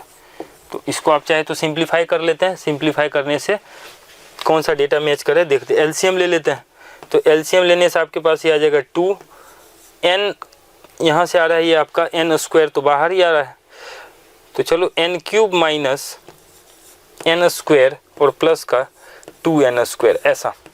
ठीक है, तो ये बन रहा है आई थिंक n का क्यूब प्लस का n का स्क्वायर डिवाइडेड बाई 2, यहाँ से आ जाएगा n का स्क्वायर बाई 2 बाहर और n+1 n का square by 2 into n+1 B part आ रहा है। 62 का जो ऑप्शन है वो आ जाएगा बी पार्ट। यानी ये बेसिकली थोड़ा सा ऑब्जर्वेशन बेस्ड है, ऑब्जर्व करके हमने ऐसे लिखा है, इसको आप समझ सकते हैं। इसको मैं थोड़ा सा आपको दोबारा से एक्सप्लेन करके बताता हूँ। ये क्या था, the sum of the first term of the series, first n terms of the series is this one when n is even. अगर n इवन है तो सम इतना रहा है, तो और जो होगा तो आप देख सकते हैं आगे जब बढ़िएगा तो ये यहाँ से 2 हर जगह मिल रहा है, लास्ट में ये इवन के लिए इतना आ रहा है, ऑड के लिए जो है ये आपका n स्क्वायर दिख रहा होगा, क्योंकि ये इवन नंबर ऑफ टर्म में 2 दिख रहा है, तो ऑड के लिए आपके पास आ जाएगा लास्ट में n स्क्वायर। दूसरी बात, जो गिवन है n इंटू n+1/2 का स्क्वायर, वहाँ पे हमने n को n-1 से रिप्लेस किया, क्योंकि आखिरी में ऑब्जर्वेशन से दिख रहा है कि वही टर्म आया होगा, तो n को n-1 से रिप्लेस किया, इवन वाला सम जो था वही ऑड में कंज्यूम हो गया और प्लस का एक्स्ट्रा में n स्क्वायर आ गया। इन दोनों को जब ऐड किया तो हमारे पास जो ऑप्शन था, मतलब आंसर था, ये आ गया, जो कि ऑप्शन नंबर बी में है। तो 62 नंबर क्वेश्चन का जो आंसर है वो बी पार्ट हो जाएगा, है ना। तो अब चलिए 63 नंबर पे आते हैं ना, 63 पे आते हैं। तो देखिए 63 नंबर जो क्वेश्चन है उसके लिए हम बात करते हैं। अगेन कह रहे हैं x इज n=0 से इनफाइनाइट, x जो है x वो क्या है आपका समेसन n=0 से इनफाइनाइट a⁴n, और y जो है y वो है आपका summation n=0 to infinite b⁴n, और z जो है z वो है समेसन n=0 से इनफाइनाइट c⁴n ऐसा। ठीक है, where a b c are in AP, a 1 से कम है, b का मोड 1 से कम है, and so on, x y z are in. अच्छा x y z किस में होगा, तो पहली बात तो x निकाल लीजिए। इनफाइनाइट GP दिख रहा है, जिसमें पहला टर्म क्या है, इसको ओपन करिएगा तो पहला टर्म 1, इसको ओपन कर लीजिए 1 + a स्क्वायर से आगे तक ऐसा है। इसके इनफाइनाइट टर्म्स का सम हो जाएगा a/1 - r ऐसा। सिमिलरली y जो है वो आ जाएगा 1/1 - b, और z जो है z वो आ जाएगा 1/1 - c ऐसा। अब क्वेश्चन में क्या दिया हुआ है कि a b c AP में, okay, since a b c are in AP, ये जब AP में है तो -a -b -c ये भी AP में होगा, क्योंकि हम जानते हैं कि किसी फिक्स नंबर से मल्टीप्लाई करते हैं तो AP में ही रह जाता है। इसमें हम फिक्स नंबर ऐड करते हैं तो भी AP में रहेगा, 1 ऐड कर दिया तो 1 - a 1 - b 1 - c, this will be also in AP, ये भी AP में रहेगा। अब क्या करते हैं, यहाँ से इस पे अगर आप इसका रेसिप्रोकल ले लें, यानी 1/1 - a 1/1 - b 1/1 - c, रेसिप्रोकल लेने से ये AP में है, तो चूंकि हम जानते हैं कि टर्म्स को रेसिप्रोकल करने से AP क्या बन जाता है, HP में बन जाता है, और यही XYZ है ना, XYZ जो है यही है। तो XYZ के बारे में हमसे पूछा जा रहा है, XYZ किस में है, so X Y and Z are in HP। Option में अगर आप देखें तो HP जो है ऑप्शन नंबर D में है, सो 63 नंबर क्वेश्चन का जो ऑप्शन है, so this will be option D is the right option for question number 63। 63 completed है ना। चलिए आगे बढ़ते हैं, है ना। 64, ओके, 64 में क्या कह रहा है, 64 में कह रहा है लेट A1 से AN be terms of an AP, if A1 से लिख लेते हैं इस एक्सप्रेशन को, A1 + A2 + A3 से लेकर के AP टर्म्स का सम के बारे में ये बात कर रहा है, डिवाइडेड बाय A1 + A2 से लेकर के, और ये लास्ट में क्या दिया है, AQ। अच्छा, इसका वैल्यू दिया हुआ है हमारे पास P² डिवाइडेड बाय Q²। तो ये बहुत ही ज़्यादा ऑब्जर्वेशन बेस्ड है। IQ लेवल अगर आपका सही है तो आप एक लाइन में कर लीजिएगा, नहीं तो करने में काफ़ी ज़्यादा टाइम जाएगा एग्जाम में। इसलिए हम इसको ऑब्जर्व करके आपको समझाते हैं कि क्या ये कहना चाह रहा है, ठीक है। तो भाई ये है कि हम जानते हैं कि ऑड नंबर्स का जो सम होता है किसी भी सीरीज में, कॉन्जिक्यूटिव ऑड नंबर्स हैं उसका सम जो होता है n ऑड नंबर्स का जो सम वो होता है n स्क्वायर। यहाँ p ऑड नंबर का सम p स्क्वायर लिखा हुआ है न्यूमरेटर में। इससे हम साफ साफ देख सकते हैं कि ऊपर जो है ऑड नंबर्स के सम के बारे में ये बात कर रहा है, नीचे भी q ऑड नंबर्स का सम के बारे में बात कर रहा है। तो इसका मतलब ये हो गया कि ये जो सीरीज लिखा हुआ है ऑड नंबर्स का सम लिखा हुआ है, ऊपर p ऑड नंबर का सम, नीचे q ऑड नंबर का सम। सो ऊपर वाला जो सीरीज है वो ऐसा है। ऑड नंबर्स का सीक्वेंस कैसा होता है 1 3 5 1 3 5 7 9 11 एंड सो ऑन। तो भाई पहला जो A6 पूछ रहा है तो ऐसे ही निकल गया। A6 डिवाइडेड बाय कितना कर रहा था A21, A6 बाय A21। छठा टर्म कितना 1 2 3 4 5 6 6 नहीं 11। छठा टर्म कितना रहा है 11, तो ये आ जाएगा आपका 11। और 21st टर्म कितना आ जाएगा 2n + 1 2n - 1 है ना, तो ये आई थिंक आ जाएगा 21th टर्म। तो 21th टर्म कितना आ जाएगा आपका, जैसे छठा टर्म क्या था 6 2 2n - 1 41 आ जाएगा। तो एक लाइन में आपका ये आंसर आ गया। So question number 65 is x = x of y be the solution of differential equation this one y positive and x1, अच्छा x1 दिया है π/2 then cos x/2। मतलब हम y में जनरली फंक्शन बनाते हैं, इसमें x में फंक्शन बनाने के लिए बोल रहा है और नथिंग एल्स, ठीक है। तो पहली बात तो इसको सिंप्लीफाई करना होगा, मल्टीप्लाई करके लिख लेते हैं। भाई ये क्या लिखा हुआ है, यहाँ पे हमारे पास dy है तो dy से दोनों तरफ मल्टीप्लाई कर लेते हैं, तो y dy और इस तरफ क्या बन जाएगा आपका x dy minus y dx into sine x/y, है ना। अच्छा अगर ये ऐसे दिया हुआ है एंड x ऑफ 1 जो है वो आपके पास π/2 दिया है, इसका यूज करेंगे अपन। अच्छा देखिए y स्क्वायर से अगर हम डिवाइड कर दें तो क्या बन जाएगा dy/y, और यहाँ y स्क्वायर से डिवाइड कीजिए तो x dy minus y dx divided by y square, और ये वाला टर्म आप एज इट इज लिख सकते हैं साइन ऑफ x/y, ठीक है। यहाँ -1 कॉमन कर लेते हैं तो प्लस माइनस ये ऐसे बन जाएगा, और साफ साफ दिख रहा है यहाँ से dy/y जो है अपने आप में क्या लिखा हुआ है माइनस, और ये कुछ नहीं x d ऑफ x/y लिखा हुआ है। अगर ऑब्जर्व करके लिखें d ऑफ x/y लिखा हुआ है, क्योंकि डेरिवेटिव इसका लिखिएगा तो यही आएगा, है ना। एंड साइन इसको अरेंज करके लिख लेते हैं ना, तो ये आ जाएगा आपके पास sine x/y into derivative of x/y। तो भाई जनरली क्या होता है साइन x dx रहता है तो उसका इंटीग्रेशन माइनस cos x लिखते हैं। इस बार इसके आर्गुमेंट में x/y है तो उसका डेरिवेटिव का यहाँ पे पहले से ही इंतजाम हो रखा है, तो क्या करते हैं दोनों तरफ इंटीग्रेट करते हैं भाई, है ना। इंटीग्रेट करते हैं 1/y का इंटीग्रेशन ln y, और इस तरफ आ जाएगा माइनस साइन का इंटीग्रेशन cos होता है तो माइनस cos होता है तो माइनस माइनस प्लस का cos x/y, और प्लस का c that is constant of integration. एक और चीज दिया हुआ है कि अगर y यहाँ पे x ऑफ 1 π/2 है, यानी x y1 रखेंगे तो x π/2 होगा। क्या होगा, अगर आप y का वैल्यू 1 रखोगे तो x π/2 होगा, ये गिवन है, यहाँ रख देते हैं। तो देखिए y की जगह पे 1 तो log 1 0, x के जगह पे π/2 तो cos π/2 भी 0 प्लस का c, यानी कांस्टेंट ऑफ इंटीग्रेशन जो है c यानी 0 आ गया, ठीक है 0 आ गया। तो यहाँ से हम क्या करते हैं cos ऑफ x/y का जो वैल्यू है वो आ जाएगा आपका ln y।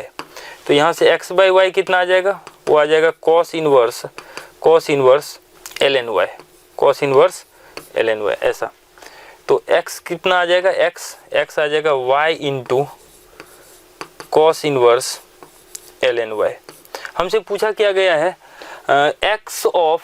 cos of x of 2, यानी x के जगह y के जगह पे 2 रखेंगे तो क्या आएगा। सिंपली बात ये क्या कह रहा है कि y के जगह पे आप 2 रखिए और x निकालिए, है ना। y के जगह पे 2 रख दीजिए तो x कितना आ जाएगा, x आ जाएगा आपका 2 इंटू cos इनवर्स और ln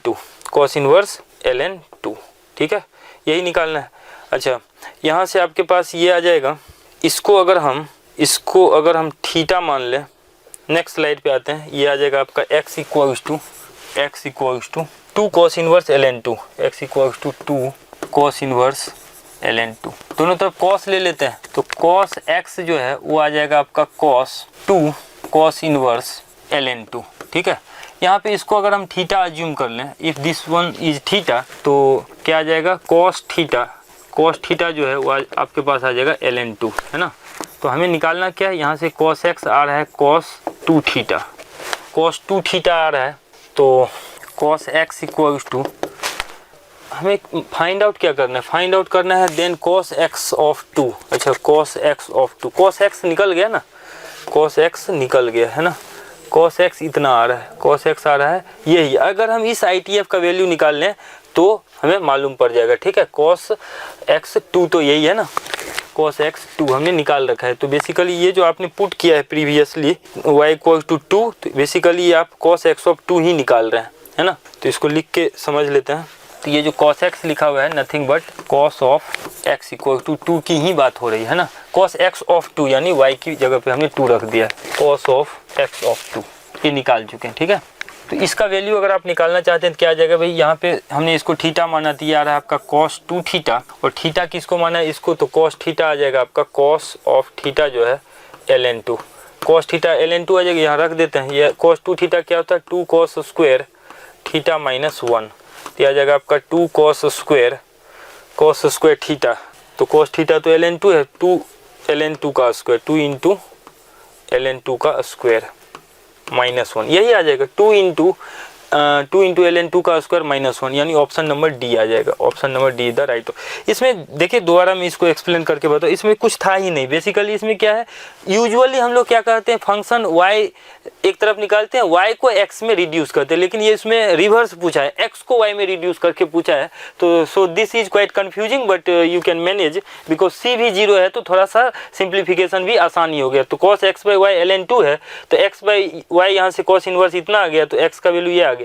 ये y का जगह पे 2 रखने का मतलब ही हो गया यहाँ पे, और जैसे ही हमने यहाँ पे cos लिया था तो उसका मतलब ही ये हो गया आपका कि आपने cos ऑफ x ऑफ 2 जो चाहिए था वो निकाल चुके हैं ना, वो यही था। इसमें हमने इसको थीटा माना तो cos 2 थीटा बन गया, cos थीटा इतना है तो cos 2 थीटा का फॉर्मूला लगा दिया, डायरेक्टली आपका आंसर आ गया। So option number D the right option for question number 65। Question number 66 पे आइए। क्वेश्चन नंबर 66 में कह रहा है let a curve y equal to f of x pass through the point 0,5 and log 2, एक कर्व जो है 0,5 से पास कर रहा है, और किससे पास कर रहा है, और ये पास कर रहा है आपका log 2, k से, है ना, इससे ये पास कर रहा है। If the curve satisfy the differential equation this one, अगर ये कर्व इस डिफरेंशियल इक्वेशन को सेटिस्फाई कर रहा है देन k इज, अच्छा पहले इस डिफरेंशियल इक्वेशन को आप लिख लीजिए, 2 times 3 plus y, 2 times 3 plus y into e to the power 2x dx minus 7 plus e to the power 2x into d y. इसको राइट हैंड साइड में ले जाएगा तो ये इधर आके 0 ही बन जाएगा। तो देखिए इसमें क्या था कि ये जो differential equation as it is दिया हमने लिख लिया है, इसमें dy बाई dx को एक तरफ करते हैं तो ये बन गया है। अब dx से डिवाइड कर दीजिए, ये 2 into 3 plus y e to the power 2x बचेगा, और इस तरफ आ जाएगा आपका 7 plus e to the power 2x, और ये बन जाएगा हमारा dy बाई dx। ऐसा ये क्रिएट हो गया, ठीक है, अरेंज होके, ठीक है। अच्छा अब देखिए y वाले इसको डिवाइड भी कर लेते हैं, तो डिवाइड करने से ये कितना बन रहा है देखो, 2 into 6 into e to the power 2x, और इसी से हम डिवाइड कर देते हैं किससे, 7 plus e to the power 2x से, तो ऐसा बन जाएगा। और माइनस का 2 है, इस तरफ लिख लेते हैं, तो ये बन जाएगा हमारा dy बाई dx, और इसको इस तरफ लेके रख देंगे तो ये बन जाएगा आपका minus 2y into e to the power 2x divided by 7 plus e to the power 2x, ऐसा बन जाएगा, है ना। यानी एक तरह से standard linear differential equation again बनता हुआ दिख रहा है। So this will become dy by dx और minus 2 times e to the power 2x divided by 7 plus e to the power 2x, और इनटू में आपका y। और इस तरफ अगर आप देखें तो ये क्या बच गया था, ये बच गया था 6 into e to the power 2x divided by 7 plus e to the power 2x, ये बच रहा था, है ना।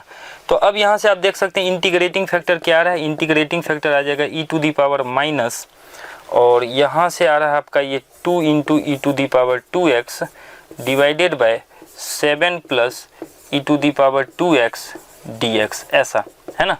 तो देखिए नीचे जो टर्म है उसका डिफरेंशिएशन एग्जैक्टली ऊपर लिखा हुआ, क्योंकि 7 का differentiation 0, e to the power 2x का differentiation e to the power 2x और 2x का 2, तो इसका डेरिवेटिव लिखा हुआ था, इसको आप लिख सकते हैं e to the power minus ln 7 plus e to the power 2x, यही बन जाएगा, है ना। लॉग का बेस और आर्ग्यूमेंट सेम है तो इसका वैल्यू ये आ जाएगा, माइनस इसके ऊपर भेज देते हैं तो ये 1/7 plus e to the power 2x, यही आ गया, है ना। अब इस लीनियर डिफरेंशियल मतलब इस डिफरेंशियल इक्वेशन का जो सोल्यूशन है वो कितना आ जाएगा, y इंटू इंटीग्रेटिंग फैक्टर और राइट हैंड साइड में ये है, ठीक है, q।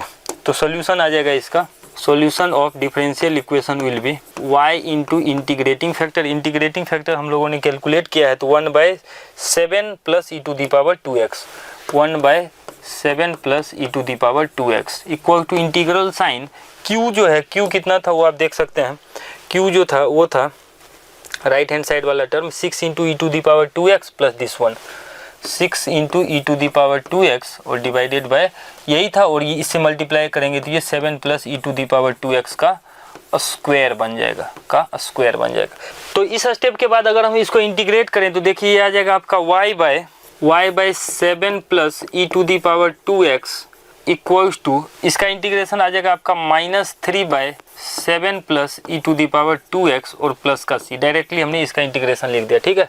अब ये कह रहे हैं 0,5 से पास कर रहे थे, इसको 0,5 से पास करा देते हैं, यानी x के जगह पे 0 और y के जगह पे 5 रख देते हैं, तो 5 बाय यहाँ पे x के पे 0 तो 8 इक्वल टू -3/8 और प्लस का c, तो c इस तरफ आएगा तो 8/8 1 हो जाएगा, है ना। c का जगह पे 1 हो गया तो इस यू कैन से c के जगह पे 1 होने का मतलब क्या हो गया कि y का जो वैल्यू है आपका वो है -3 plus 7 plus e to the power 2x, तो y is eventually become 4 plus e to the power 2x। अब क्वेश्चन में ये दिया हुआ है कि अगर इसको पास कराया जाए log बेस 2 k से, तो x के जगह पे log बेस 2 रख देते हैं, y के जगह पे k, तो लेफ्ट हैंड साइड में k क्रिएट हो जाएगा और 4 plus e to the power ln, ये आपके पास आ जाएगा कितना, x के जगह पे ई टू दी पावर ln 2 रख दिया, है ना, 2 टाइम्स ln 2 ऐसा, तो 4 आ जाएगा, है ना, 4 प्लस 4 तो ये 8 आ गया, k का वैल्यू इसके वजह से 8 आ गया, है ना। अगर ऑप्शन में देखें तो k इक्वल टू 8 जो है ऑप्शन बी में है, so option b is the right answer for question number 66, ठीक है। अच्छा, क्वेश्चन नंबर अगर हम 67 की तरफ आए तो क्वेश्चन नंबर 67 में क्या कह रहा है, let AR square be an infinite GP, और इस तरीके से सीरीज दिया हुआ है, तो इसको अगर हम लिखें a इक्वल टू 0 से infinite a into r to the power n equal to 57, infinite GP का जो सम होता है, देखिए r के जगह पे 0 रखेंगे तो r के जगह पे 0 रखने से इसका जो टर्म है वो कैसा बन जाएगा, a पहला टर्म, दूसरा AR एंड सो ऑन, ठीक है। तो a/1 माइनस r, इसका वैल्यू 57 है, ठीक है। और ARQ ये भी एक GP है, इसमें अगर सीरीज को अगर हम लिखें तो ये बन जाएगा आपका AQ पहला बनेगा, दूसरा AQRQ, अच्छा AQR6 एंड सो ऑन, ठीक है। इसका जो सम जो है वो 9747 दिया हुआ है, ठीक है। यहाँ पर भी इनफाइनाइट GP का सम, यहाँ पे फर्स्ट टर्म AQ हो जाएगा और कॉमन रेशियो RQ हो जाएगा, ये हो जाएगा। इसका वैल्यू क्वेश्चन में दिया हुआ है 9747, ठीक है।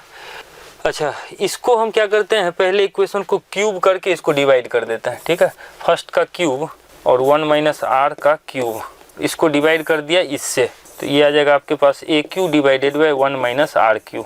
इस तरफ क्या आ जाएगा, A क्यूब यानी 57 इंटू 57 डिवाइडेड बाय 9747, ठीक है।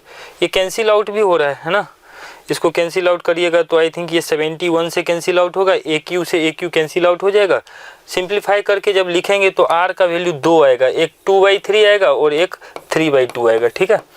तो R का वैल्यू जब ये आ रहा है, चूंकि ये इनफाइनाइट GP है तो R का वैल्यू ये जो है पॉसिबल नहीं है, है ना, क्योंकि ये इंक्रीजिंग जीपी हो जाएगा, यानी आर का वैल्यू 2/3 ही होगा। आर का वैल्यू 2/3 अगर हम फर्स्ट इक्वेशन में रख दें तो ए जो है वो आ जाएगा आपका 57 इंटू 1 माइनस 2/3 ऐसा। तो ये आ जाएगा आपका 57 इंटू 1/3 19 आ रहा है, ठीक है। तो ये सिंपल है, आप दोनों इक्वेशन को सॉल्व करें तो आर का वैल्यू 2 आएगा, एक रिजेक्ट हो गया, आर का वैल्यू 2/3 आया और ए जो है इसके वजह से 19 आ गया। तो हमसे क्या पूछा गया था क्वेश्चन में, ए प्लस 19R, ए प्लस 18R। अच्छा, ए का वैल्यू कितना है 19 है, प्लस 18 टाइम्स आर कितना है 2/3 है, तो 12 प्लस 19, तो इसका वैल्यू कितना आ जाएगा 12 प्लस 19 31 आ जाएगा, है ना 31। 12 प्लस 19 31, यानी ऑप्शन में अगर हम देखें तो 67 का ऑप्शन जो है वो आपका सी पार्ट आ जाएगा। So C the right answer for question number 67। Moving forward, our next question is, हमारा अगला जो सवाल है भाई, है ना, वो है 68 की तरफ आते हैं। ठीक है, ये भी एक बहुत ही सिंपल क्वेश्चन है। देखिए डेटा बेस्ड है, थोड़ा सा कैलकुलेशन है और कुछ नहीं है, ठीक है। क्वेश्चन में कह रहा है कि if in an arithmetic progression S40 is, S40 जो है वो दिया हुआ है आपका 1030 के बराबर, 1030 के बराबर, एंड S12 जो दिया है वो 57 है, S12 क्या है 57 है, then S30 minus S10 is, तो कोई बात नहीं, यहाँ से हम क्या करते हैं, जो दो इन्फॉर्मेशंस है S40 और S12, वहाँ से इस एरिथमेटिक प्रोग्रेशन का ए और आर निकाल लेंगे, ए और आर निकाल के, सॉरी ए और कॉमन डिफरेंस निकाल के इसमें रख देंगे, आराम से आ जाएगा। तो चलिए 40 टर्म का सम जो मान लेते हैं, एपी का फर्स्ट टर्म ए है और कॉमन डिफरेंस डी है। तो S40 का मतलब क्या हो गया, SN क्या होता है एपी में, ये होता है n/2 into 2a plus n-1 into D, ये होता है ना। तो इसका n के जगह पे 40 रखिए तो S40 मिल जाएगा। S40 का वैल्यू दिया हुआ है 1030 और ये आ जाएगा 40/2 यानी 20 इंटू 2a, और ये आपके पास अगेन ये 20 बन रहा है, और यहाँ पे क्या दिया हुआ है n-1, n कितना रखा है हमने 40 - 1 30 90, ठीक है। एक जीरो से ये एक जीरो कैंसिल आउट हो गया, तो 103 जो है वो आ गया 4a प्लस 79d के बराबर, 4a प्लस 79d के बराबर, ठीक है।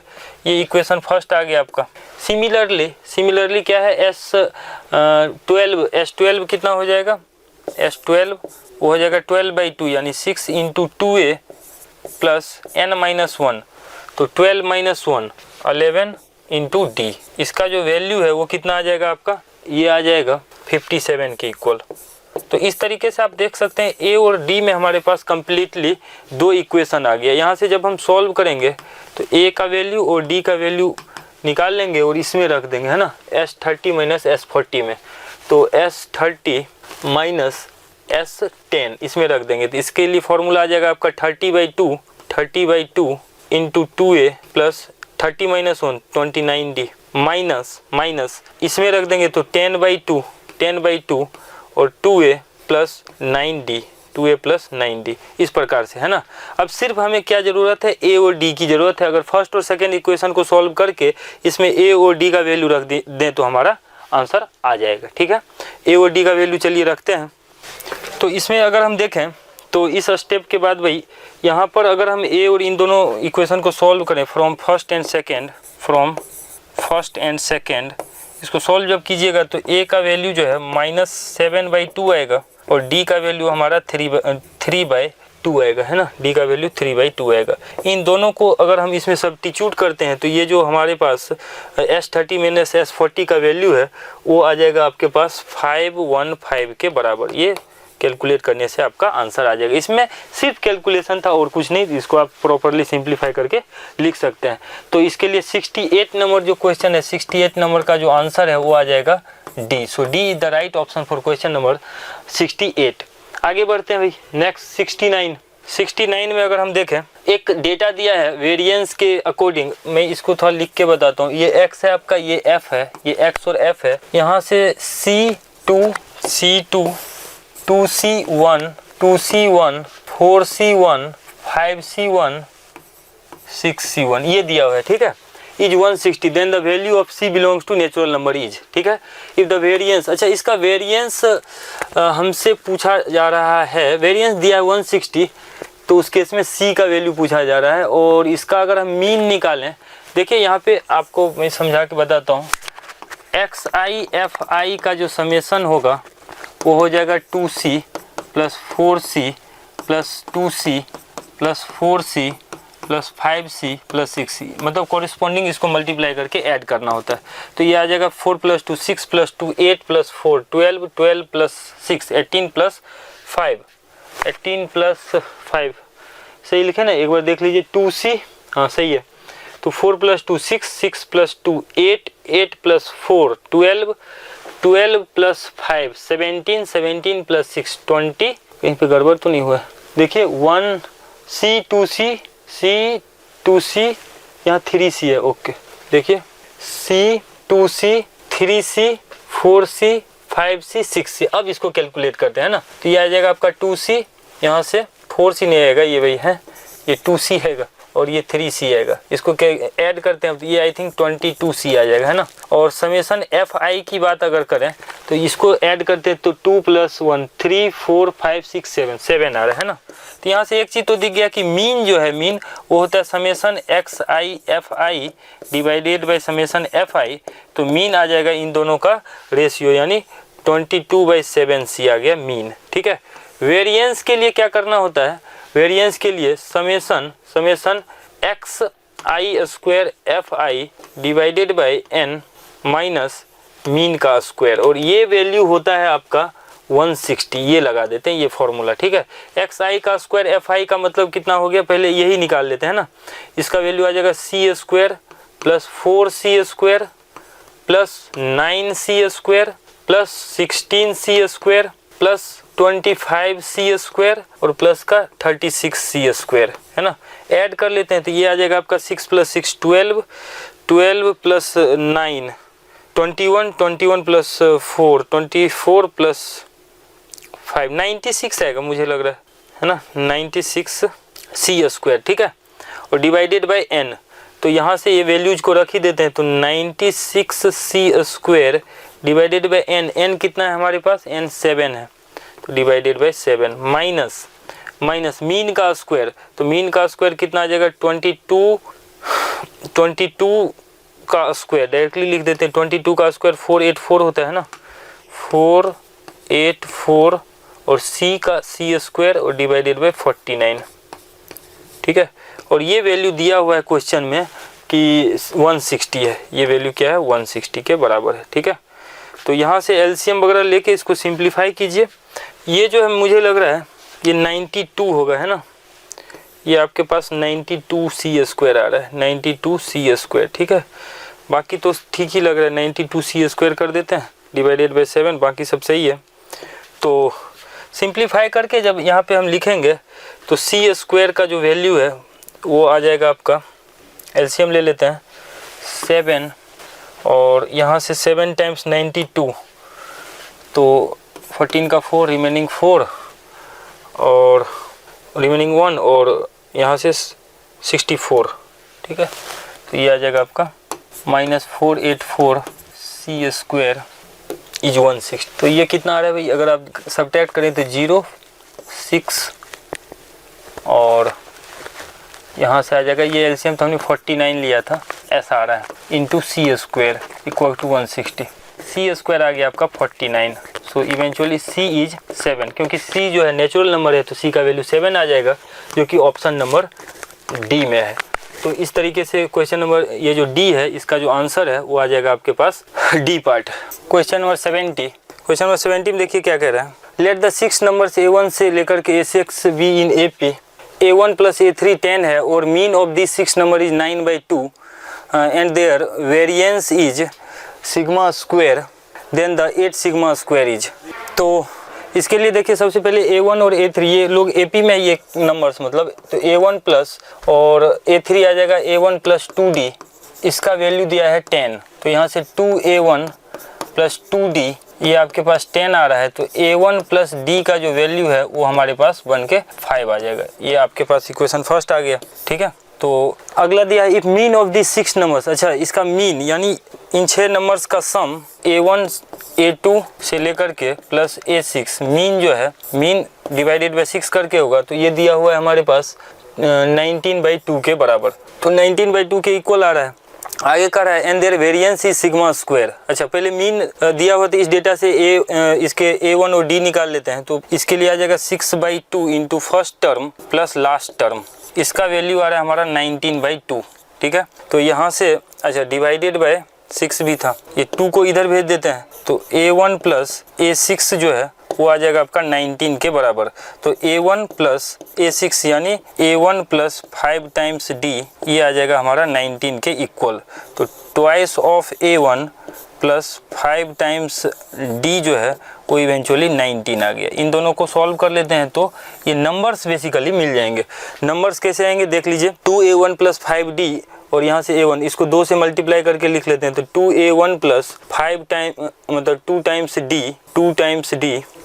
d, ये आ जाएगा आपका 10, और यहाँ 2a1 और प्लस का 5 टाइम्स d, ये 19 दिया हुआ है, घटा देते हैं तो माइनस माइनस माइनस ये कैंसिल आउट हो गया, -3d जो है आपके पास वो -9 आ गया। तो d का वैल्यू हमारे पास 3 आ गया। जब d का वैल्यू 3 आ गया तो a निकल जाएगा, यहाँ से a का वैल्यू कितना आ रहा है, a आ जाएगा हमारे पास 2 के बराबर। तो ये जो 6 नंबर्स थे, दी 6 नंबर्स, वो क्या बन जाएंगे, वो बन जाएंगे a1, फर्स्ट टर्म a था तो a यानी a कितना निकला है हमारे पास, a2 आया है। तो a2 और कॉमन डिफरेंस जो है इसका, कॉमन डिफरेंस आपका 3 है, तो अगला टर्म 5 आ जाएगा। फिर इसमें 3 ऐड कर देंगे तो 8 आ जाएगा, फिर 11 आ जाएगा, 14 आ जाएगा, 14 के बाद आपका 1 2 3 4 5 और 17 ये आ जाएगा, है ना। इन नंबर्स का हमें पूछा गया है वेरिएंस। तो वेरिएंस निकालने के लिए क्या करते हैं, पहली बात तो इनका जो इसमें एक नंबर जो है इसका मीन कितना था, हमारा मीन इसका था 19/2, इसमें से एक खास नंबर घटा देते हैं, उससे क्या होगा कैलकुलेशन ईजी बन जाएगा, है ना। 3 और 3 ये इस तरीके से, इसमें अगर हम 11 सब्ट्रैक्ट कर दें या 8 सब्ट्रैक्ट कर दें, 8 सब्ट्रैक्ट करने से आ जाएगा आपका -6, ये आ जाएगा -3, ये 0, और ये 8 सब्ट्रैक्ट किए हैं तो 3, और उसके बाद 6, और अगला जो टर्म है आपका वो आ जाएगा, नेक्स्ट टर्म आ जाएगा हमारे पास, ये चूँकि 8 सब्ट्रैक्ट किए हैं तो इसमें से 8 सब्ट्रैक्ट किए तो ये आपके पास 9 आ जाएगा, ठीक है। तो ये थोड़ा कैलकुलेशन इजी वे में आ जाएगा। अदरवाइज चूंकि हम डेटा चेंज करते हैं तो मीन नहीं वेरिएंस नहीं बदलता है, तो वेरिएंस के लिए लिख लिया। वेरिएंस का फॉर्मूला लिख लेते हैं, सिग्मा मतलब इन सब के स्क्वायर का सम, इन सब के वेरिएंस निकालने के लिए क्या करते हैं, इसके स्क्वायर का सम। तो ये 36 + 9 + 36 + 9 और 89 का स्क्वायर, सॉरी 36 + 9 और ये 9 का स्क्वायर 81। तो ये साफ साफ दिख रहा है 45 + 45 90। तो ये हमारे पास आ गया आपका 90 + 81। तो 90 + 81 जो है वो कितना आ जाएगा, अच्छा ये डिवाइडेड बाय, यहाँ पे divided by number of terms, number of terms कितने हैं 6, और माइनस मीन का स्क्वायर। इसका यहाँ से मीन अगर आप देखें तो 1 2 3 4 5 6 इतना आ रहा है मीन का स्क्वायर। तो मीन तो बदल चुका है, पहले ये लिख लेते हैं, ये आपके पास आ जाएगा 171 डिवाइडेड बाय 6 और माइनस ये मीन का स्क्वायर, ये वाला पार्ट। तो यहाँ से कितना आ रहा है, अगर आप यहाँ से 3 से काटे 2 टाइम्स ये जा रहा है 1, और ये आ जाएगा 5 टाइम्स, ये कैंसिल आउट हो रहा है, इसको सिंप्लीफाई करके लिख रहे हैं। तो ये आ रहा था हमारा 81 171 डिवाइडेड बाय 6 और माइनस का मीन का स्क्वायर। तो मीन भी इसका निकालना पड़ेगा, मीन मतलब सबको ऐड किए तो ये वाला टर्म 0 हो गया, ये 9/6 3/2 आ रहा है ना, 3/2 इसका मीन का स्क्वायर आ रहा है, ठीक है 3/2। इसको सिंप्लीफाई कर लेते हैं तो देखिए ये आ जाएगा 6 2 3 से इसको कैंसिल आउट करते हैं तो 2 2 जा 3 इतना आ गया, और यहाँ से 3 से ये कैंसिल आउट होगा तो 3 × 3 × 5 15 और 7 57/2 आ रहा है, ठीक है। तो ये आ गया आपका 57/2 और माइनस का यहाँ से आ रहा है 9/4। एलसीएम ले लेते हैं तो ये 4 एलसीएम आ रहा है, ये 2 टाइम्स 114 आ रहा है ना, 114 माइनस का 9, तो यहाँ से ये इवेंचुअली आ जाएगा आपका 105। 105 डिवाइडेड बाई 4, ये इतना आ गया। इसको 8 से मल्टीप्लाई कर दीजिए, 8 टाइम्स सिग्मा स्क्वायर जो है वो आ जाएगा 105 डिवाइडेड बाई 4 इंटू 8, तो ये 210 आ जाएगा।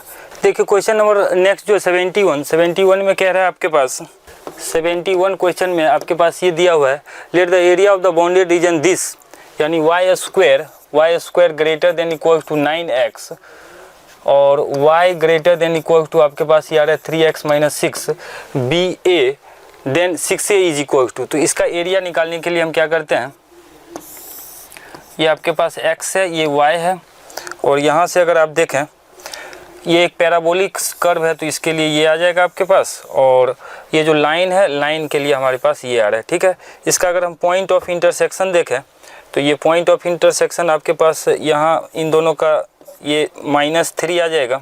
y कोऑर्डिनेट आपके पास -3 आ रहा है सॉल्व करने से। ये आपके पास x1 और y1 -3 इसको सेटिस्फाई करें, मतलब इनका पॉइंट ऑफ इंटरसेक्शन ये होगा। और ये जो लाइन है लाइन को ये -6 पे कट कर रहा है तो ये -6, तो ये -3 है -6, यानी ये वाला जो लेंथ है वो मालूम पड़ गया। ठीक है, अच्छा यहाँ से देखिए हमें जो एरिया निकालना है ये पूरा रीजन जो है ये कॉमन रीजन में है। ठीक है, तो ट्रायंगल का एरिया हाफ इंटू बेस कितना है, ये वाला लेंथ 3 हो जाएगा, और हाइट आपके पास ये वाला लेंथ है ना, तो ये 1 आ जाएगा। ठीक है, हाफ इंटू बेस ये लेंथ और ये x वाला यहाँ से दिख रहा है 1, तो दिस एरिया और प्लस का 1/3 ऑफ रेक्टेंगल का एरिया ये जो कौन सा, ये जो रेक्टेंगल बन रहा है इस रेक्टेंगल का एरिया, तो इसका एरिया आ जाएगा यहाँ से 3 और 1, तो 3 इंटू 1, तो ये साफ साफ दिख रहा है आपके 3/2 ये आ गया और प्लस का 1, तो 5/2 आपके पास ये वाला एरिया आ रहा है। हमसे पूछा जा रहा था कि 6 टाइम्स एरिया बताइए, तो 6 इंटू एरिया का जो वैल्यू है वो आ जाएगा 6 टाइम्स 5/2, तो 3 इंटू 5 15 आ जाएगा। नेक्स्ट जो क्वेश्चन है 72 नंबर क्वेश्चन में देखिए क्या कह रहा है, तो चलिए देखिए क्वेश्चन नंबर 72 जो है 72 नंबर क्वेश्चन में आपके पास आ रहा है, ये दो कर्व दिया हुआ है, इन दोनों कर्व का एरिया अगर हम देखें तो ये आ जाएगा आपका x माइनस 5 का mod less than equal to y less than equal to 4√x, ऐसा इसको ड्रॉ करते हैं तो ये वाला पार्ट जो है आपका कुछ ऐसा हो जाएगा, और दूसरा जो है हमारा ये जो है आपका एक इस प्रकार से। ठीक है, इसका जब आप पॉइंट ऑफ इंटरसेक्शन वगैरह निकालोगे तो ये आ जाएगा, देखिए ये आ रहा होगा आपका 1,4, ये हमारे पास 5,0, तो ये आपके पास 1,0 ये वाला पॉइंट है, और ये 20 x कोऑर्डिनेट इसका कितना आ जाएगा, अगर हम देखें तो x 25 आ रहा है, x 25 और y कोऑर्डिनेट 20, इसको सिंप्लीफाई करके मैं लिखा हूँ। ठीक है, तो यहाँ से अगर आप देखिए इसका जो रिक्वायर्ड एरिया हमें इसका एरिया ये वाला एरिया निकालना है ना, ये वाला, तो इसके लिए हम क्या करते हैं 1 से लेकर 25 तक में ये पूरा एरिया निकाल के उसमें से दिस और दिस एरिया को घटा देते हैं, तो यहाँ से आपके पास ये आ जाएगा 1 से 25 और 4√x y dx, यानी 4√x dx, इसमें हमने पूरा निकाल लिया, इसमें से इस एरिया को घटा देते हैं, तो यहाँ से आप देख सकते हो 4 आ रहा है और हाइट भी इसका 4 आ रहा है, half into base into height, इस एरिया को घटा दिया। और सिमिलरली अगर आप देखें इस एरिया के लिए तो यहाँ से ये आपका 25 है, तो हाफ इंटू बेस कितना आ रहा है आपका 20, और हाइट कितना आ रहा है, हाइट भी आ रहा है इसका y कोऑर्डिनेट 20 ही है ना, तो इसको सॉल्व करिएगा तो ये 10 200 रहेगा, है ना। इसको सिंप्लीफाई करके लिख देते हैं तो ये वाला एरिया जो है आपके पास आ जाएगा 4x⁵ इंटू 2/3 1 से 25 तक में -8 -200। थोड़ा सिंप्लीफाई कर लेते हैं तो देखिए यहाँ से अगर आप 8/3 इंटू x यहाँ रखेंगे तो 5 का स्क्वायर 125 बचेगा और माइनस का 1, ठीक है। तो 124 इंटू 8 डिवाइडेड बाई 3 ये बच रहा है ना, और माइनस का ये आ रहा है हमारा 8 -200। ये हमारा रिक्वायर्ड एरिया ए है। इसमें हमें ये नहीं पूछा गया, हमसे ये पूछा गया है कि आप बताइए 3 टाइम्स ए किया है, 3 टाइम्स ए किया है, इसको 3 से मल्टीप्लाई करके सिंप्लीफाई कर लीजिए। 3 टाइम्स ए कितना हो जाएगा, इसको 3 से मल्टीप्लाई किया तो 124 इंटू 8, तो 8 इंटू 4 32 का 2 रिमेनिंग 3, 8 इंटू 2 16, 16 प्लस 3 19 का 9 रिमेनिंग 1 और 8 प्लस 1 992 आ रहा है माइनस, और यहाँ 3 से मल्टीप्लाई करेंगे तो ये 24 आ जाएगा, और यहाँ 3 से मल्टीप्लाई करेंगे तो 600 आ जाएगा, है ना। तो बेसिकली ये आपके पास आ गया 392 और माइनस का 24, इसमें से घटाइए, ये आ जाएगा आपका 12 माइनस 4 8, 8 माइनस 2 7 और ये 378 बज रहा है ना, 378 88 और नहीं 368 होगा ये, है ना। इसको सिंप्लीफाई करके लिखे, दिस शुड बी 368, तो यही आपका आंसर हो गया, है ना। तो answer for the question number 72 is 368। थोड़ा सा कैलकुलेटिव क्वेश्चंस हैं इधर एरिया में, पर आप इस पॉइंट्स वगैरह को निकाल के कंसेप्ट अप्लाई करोगे तो प्रॉपरली आपका आंसर आ जाएगा, ठीक है। अब देखिए यहाँ से क्या है, 73 नंबर क्वेश्चन में क्या दिया हुआ है। क्वेश्चन नंबर 73 में देखिए कह रहा है, if for a positive integer and the quadratic equation this one 10n has 2 consecutive integral solutions then n is. अच्छा ये क्या दिया हो, देखिए ये दिया है x into x plus 1 plus x plus 1 into x plus 1 into x plus 2 से लेकर के x plus n minus 1 x plus n minus 1 into x plus n, इसका जो वैल्यू है वो दिया है आपका 10 टाइम्स n के बराबर, ठीक है। हैज़ 2 कॉन्जिक्यूटिव इंटीग्रल सॉल्यूशंस, अच्छा इसके 2 कॉन्जिक्यूटिव इंटीग्रल सॉल्यूशंस हैं, then n is equal to, उस केस में इसका n का क्या वैल्यू होएगा, ठीक है। तो देखिए इसको क्या लिखते हैं, पहली बात तो देखिए n टाइम्स तक ये गया है तो x square x square x square, n times x square बना होगा, n टाइम्स एक्स स्क्वायर, और क्या बना होगा यहाँ पे देखिए लिख के मैं बताता हूँ, ये x प्लस का 2x प्लस का 2, यहाँ से आपके पास 3x बना होगा, है ना। तो ये एक पैटर्न बन रहा है, यहाँ से खाली x आ रहा है, यहाँ से खाली x आ रहा है, और यहाँ से पैटर्न क्या बन रहा है देखिए x इंटू एक्स, तो 2x प्लस 1x तो 3x बन रहा है। अगला टर्म में अगर आप चलेंगे तो वो बना होगा x plus 2 into x plus 3, तो वहाँ से आप देख सकते हैं 2x प्लस 3x, तो वो बना होगा आपका 5x, ठीक है, एंड सो ऑन, ठीक है। इस तरीके से ये n टर्म्स तक चलता गया, ठीक है। तो ये बना है, तो उस टर्म को हम सिंप्लीफाई करके यहाँ लिख देते हैं, है ना, इंटू x, और प्लस का आगे क्या बना होगा, देखिए आगे बना होगा कांस्टेंट टर्म, कांस्टेंट टर्म में यहाँ से 2 आ रहा है, अगले से 2 इंटू 3 आया होगा, एंड सो ऑन, तो वो कांस्टेंट टर्म्स को ऑब्जर्व करके लिख देंगे हम, और ये आ जाएगा आपका 10n के बराबर, ठीक है। तो देखिए यहाँ से इसको जब सिंप्लीफाई करके लिखेंगे तो ये आ जाएगा 3nx square plus 3nx plus n square minus 31, ये मैं सिंप्लीफाई करके डायरेक्टली लिख देता हूँ ताकि आप इसको सिर्फ कंसेप्चुअली समझ पाए, है ना। तो देखिए इसमें डिफरेंस ऑफ रूट जो है, क्योंकि कॉन्जिक्यूटिव इंटीजर इसके रूट्स हैं तो 1 हो जाएगा, तो इसको स्क्वायर कर देते हैं, तो अल्फा माइनस बीटा का होल स्क्वायर इक्वल टू 1 हो जाएगा, तो अल्फा प्लस बीटा का whole square, alpha plus beta का whole square minus 4 alpha beta, ये आपके पास 1 आ जाएगा। तो यहाँ से देखिए sum of root alpha plus beta कितना आ रहा है, माइनस b बाई ए, तो माइनस 3n बाय, यहाँ से ये minus 3n bye 3n square plus 3nx था ना, तो ये आई थिंक n नहीं होगा, है ना, यहाँ 3x स्क्वायर था ये, है ना, तो 3n बाई n, तो ये कितना आ जाएगा आपके पास n ओनली आ जाएगा, ठीक है। तो ये n आ जाएगा, और प्रोडक्ट ऑफ रूट जो है वो आ जाएगा n स्क्वायर माइनस 31, ठीक है। अच्छा यहाँ से देखें अल्फा प्लस बीटा का वैल्यू n स्क्वायर है, तो n स्क्वायर आ गया minus 4 times alpha beta, alpha into beta, root का प्रोडक्ट n स्क्वायर माइनस 31 है, और इसका वैल्यू दिया है 1 के बराबर। यहाँ से I have to find n square, है ना, इसको जब सिंप्लीफाई करिएगा तो n स्क्वायर का जो वैल्यू है वो आपको 121 मिल जाएगा, तो n का वैल्यू आपके पास प्लस माइनस 11, तो n ओनली जो है सो 11 आएगा, क्योंकि वो काउंटिंग नंबर है, तो इस क्वेश्चन का जो n का वैल्यू पूछ रहा था डेट शुड बी 11, ठीक है। आगे बढ़ते हैं भाई, नेक्स्ट क्वेश्चन जो है 74 में क्या कह रहा है, क्वेश्चन नंबर 74 में क्या कह रहा है, let a be the sum of the first 20 terms and b be the sum of the first 40 terms of the series. Okay, ये जो सीरीज लिखा गया है इसको अगर आप ध्यान से देखें, 1 स्क्वायर प्लस 2 इंटू 2 का स्क्वायर प्लस 3 का स्क्वायर प्लस 2 इंटू 4 का स्क्वायर प्लस 5 का स्क्वायर से लेकर के प्लस 2 इंटू 6 का स्क्वायर से लेकर के आगे तक। ठीक है, तो इसमें अगर आप देखें इसका जनरल टर्म क्या है, जनरल टर्म जो है इसका 100 टाइम्स दिस वन दिया। ठीक है, पहले जनरल टर्म लिख लेते हैं। तो जनरल टर्म आपके पास आ जाएगा r इक्वल्स टू 1 से n, और यहाँ एक तो आपके पास 1 2 3 यानी r स्क्वायर बन रहा है ना, r स्क्वायर। और यहाँ से देखिए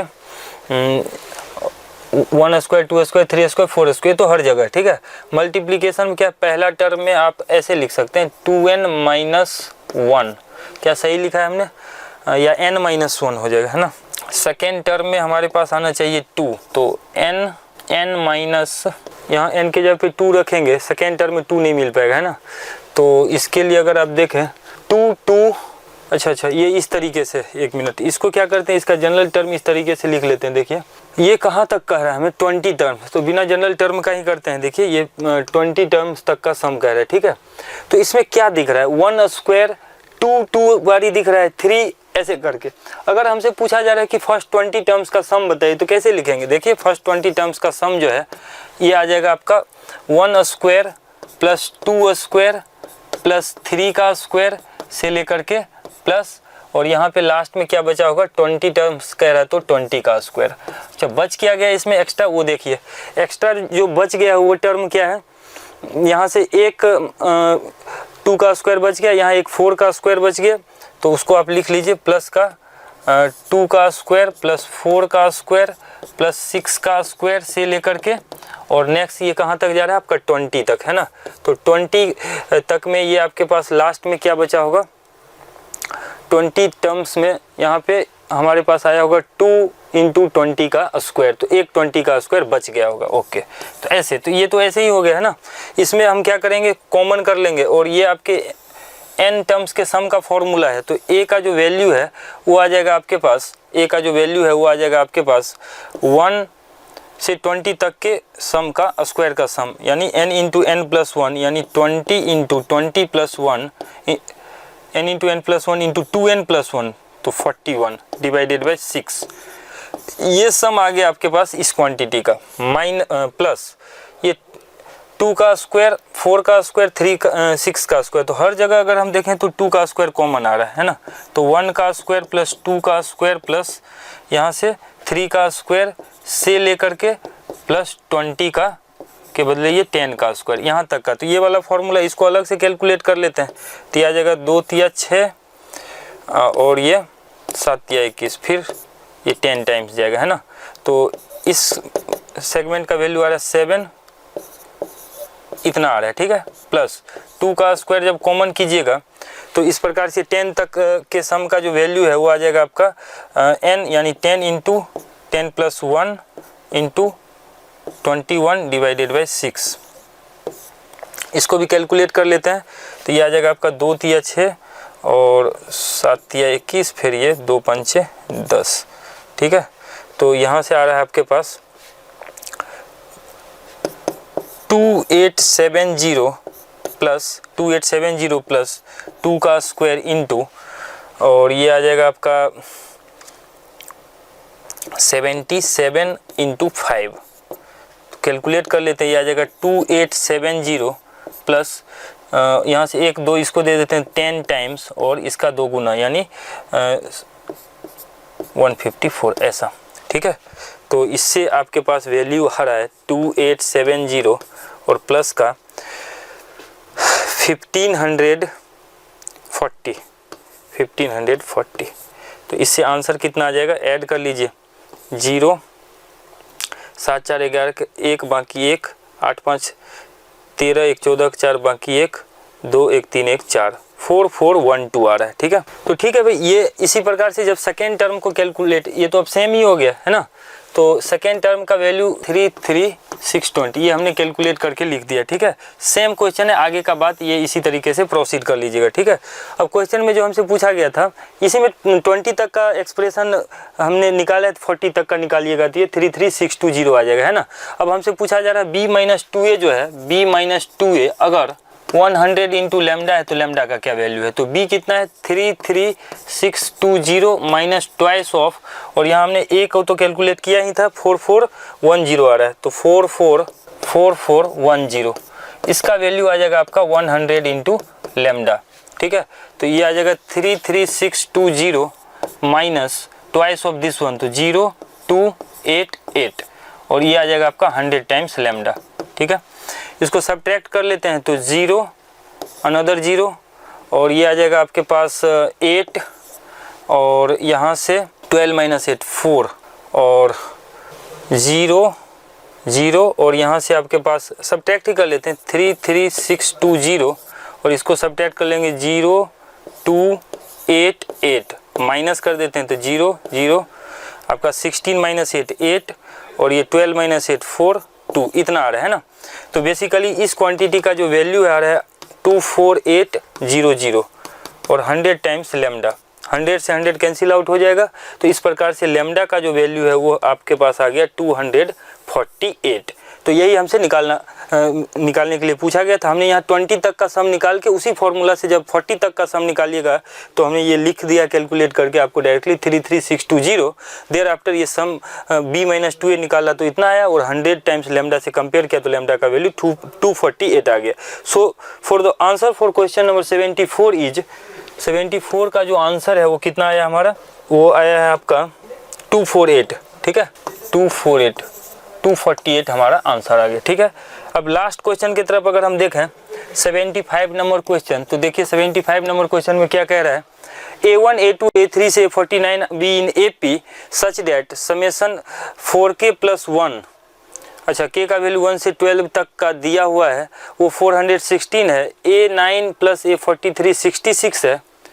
और आपको क्या कह रहा है कि अगर A1 स्क्वायर + A2 स्क्वायर से लेकर के F17 का स्क्वायर का वैल्यू 140 m है, देन m का वैल्यू क्या होएगा, ठीक है। पहली बात तो यहाँ पर ये लोग AP में है और A9 और A43 का वैल्यू गिवन है, तो A9 कितना हो जाएगा, मान लिया कि फर्स्ट टर्म AP का A1 है ना, तो ये आपके पास A1 प्लस मतलब A9 कितना आ जाएगा A + 8D, तो A + 8D मान लिया कॉमन डिफरेंस D है, और A43 कितना आ जाएगा A + 42D, इसका वैल्यू क्वेश्चन में गिवन है आपके पास 66, तो यहाँ से आ जाएगा आपका twice of A1 + 50D 50 times D, ये आ गया आपका 66। अगर इसको 2 से डिवाइड करें तो A1 + 25D = 33, ये हमारे पास आंसर आ गया, ठीक है। मतलब ये एक इक्वेशन आ गया है ना। अच्छा दूसरा जो इक्वेशन दिया है यहाँ से लिखते हैं, देखिए k के जगह पे 0 रखेंगे तो क्या बन रहा है, A1 बन रहा है। k के जगह पे अगर हम 1 रख रहे हैं तो 4 + 1 5 A5 आ रहा है, ओके। k के जगह पे अगर हम 2 रख रहे हैं तो A9 आ रहा है। k के जगह पे अगर हम लास्ट में से ही 12 रख देंगे तो 49 आ जाएगा, ठीक है, ये 49 आ जाएगा, ठीक है। तो बेसिकली ये भी एक AP में ही टर्म दिख रहा है ना। इसका अगर कॉमन डिफरेंस देखें तो कॉमन डिफरेंस या ऐसे इसको लिख लेते हैं, देखिए यह है A1 प्लस, इसके बारे में लिख लेते हैं A1 प्लस 4 टाइम्स D। यहीं से हमें पता, चूंकि ये सेम इंटरवल पे आगे बढ़ रहा है तो ये कॉमन डिफरेंस तो इसका सेम ही रहेगा, तो कॉमन डिफरेंस यहाँ से दिख रहा है हमें कि 4D है, कॉमन डिफरेंस 4D है। और नंबर ऑफ टर्म्स जो है, नंबर ऑफ टर्म्स कितने हो जाएंगे, और फर्स्ट टर्म इसका क्या, फर्स्ट टर्म जो है आपका A1 जो है A है, कॉमन डिफरेंस D है, तो लास्ट टर्म है A49, तो A49 है, तो ये कौन सा टर्म 12th मतलब 38th टर्म रहा होगा, 13वां टर्म रहा होगा, क्यों, क्योंकि 0 से लेके ये 12 तक गया है, तो टोटल नंबर ऑफ टर्म जो है वो आपके पास 13 है। तो ये ऐसे ही पता चल गया कि ये total number of term n जो है वो 13 है, फर्स्ट टर्म आपका A1 है और कॉमन डिफरेंस 4D है। तो उसके बाद जो है, तो यहाँ से अगर हम देखें तो n 13 आ गया, A1 जो है फर्स्ट टर्म A आ गया, कॉमन डिफरेंस 4D आ गया, है ना। तो इसका जो पहली बात तो सम जो है 416 दिया है, सम आपके पास 416 दिया, तो इसका सम लिख लेते हैं n/2 यानी 13/2 प्लस फर्स्ट टर्म यानी a1 और प्लस लास्ट टर्म a49। ये ज़्यादा ये निकालने की जरूरत ही नहीं था, ऐसे निकल जाएगा। देखिए a1 प्लस a49 कितना आ जाएगा, a1 प्लस 48 टाइम्स d, और इसका वैल्यू हमारे पास गिवन है 416। ओके 416, ठीक है भाई। तो यहाँ से 2 कॉमन करके और डिवाइड कर देते हैं, तो 13 into a1 plus 24 times d, है ना, ये आपके पास इतना आ जाएगा, ठीक है। 13 से अगर हम इसको डिवाइड करें तो 13 से डिवाइड करिएगा तो ये आपके पास आ जाएगा 3 और 2 32 आ जाएगा, है ना। तो a1 प्लस 24 जो है 32 आ गया। कितना आ गया आपके पास, a1 प्लस 24d जो है आपके पास वो आ गया 32 के बराबर। पहला इक्वेशन क्या था, पहला इक्वेशन था a1 प्लस 25d, तो ये 33 था। a1 प्लस 25d ये कितना था, 33 था, 33 ही था ना। एक बार चेक कर लेते हैं, रीचेक कर लेते हैं। तो a1 प्लस 25d इतना था, a1 प्लस 24d का वैल्यू इतना आया, है ना।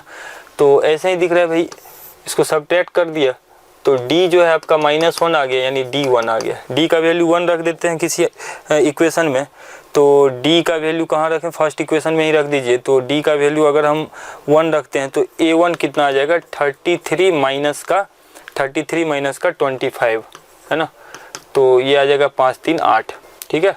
तो हमें पता चल गया कि नंबर्स कौन से होंगे, है ना। फर्स्ट टर्म a1 आपके पास आ जाएगा 8, और 8 से लेके आगे तक का टर्म्स a49 तक की बात कर रहा है, हमें a17 तक का सम निकालना है। तो देखिए यहाँ पे a और d जब हमारा निकल गया है, a आपके पास 8 आया था और d जो है 1 आ गया था, तब इस क्वांटिटी का सम हमें निकालना है। a1 यानी 8 का स्क्वायर, a2 कितना आ जाएगा, a प्लस डी यानी 8 प्लस डी का स्क्वायर, है ना, 8 प्लस डी का स्क्वायर प्लस a3 कितना आ जाएगा, 8 प्लस 2d का स्क्वायर एंड सो ऑन, ठीक है, से लेकर के a प्लस 16d का स्क्वायर। a यानी हमारा फर्स्ट टर्म, है ना, और इसका वैल्यू दिया है 140m। इसको जब हम सिंप्लीफाई करके कंपेयर करेंगे तो m का वैल्यू आप करिएगा तो ये आपके पास 34 आ जाएगा। सो 34 should be the right answer. तो होप दैट आपको ये वीडियो आपको पसंद आया होगा और आपका टेस्ट से डे बाय डे इम्प्रूवमेंट भी हो रहा होगा। तो that's it for today's session. Hope that you doing best in today's. तो आज के लिए हमारा यही क्वेश्चंस का डिस्कशन था और यहाँ पे हमने 75 तक के क्वेश्चंस का सॉल्यूशन कर लिया है। तो ऑल द बेस्ट, ऐसे ही इम्प्रूवमेंट करते रहिए। Bye bye.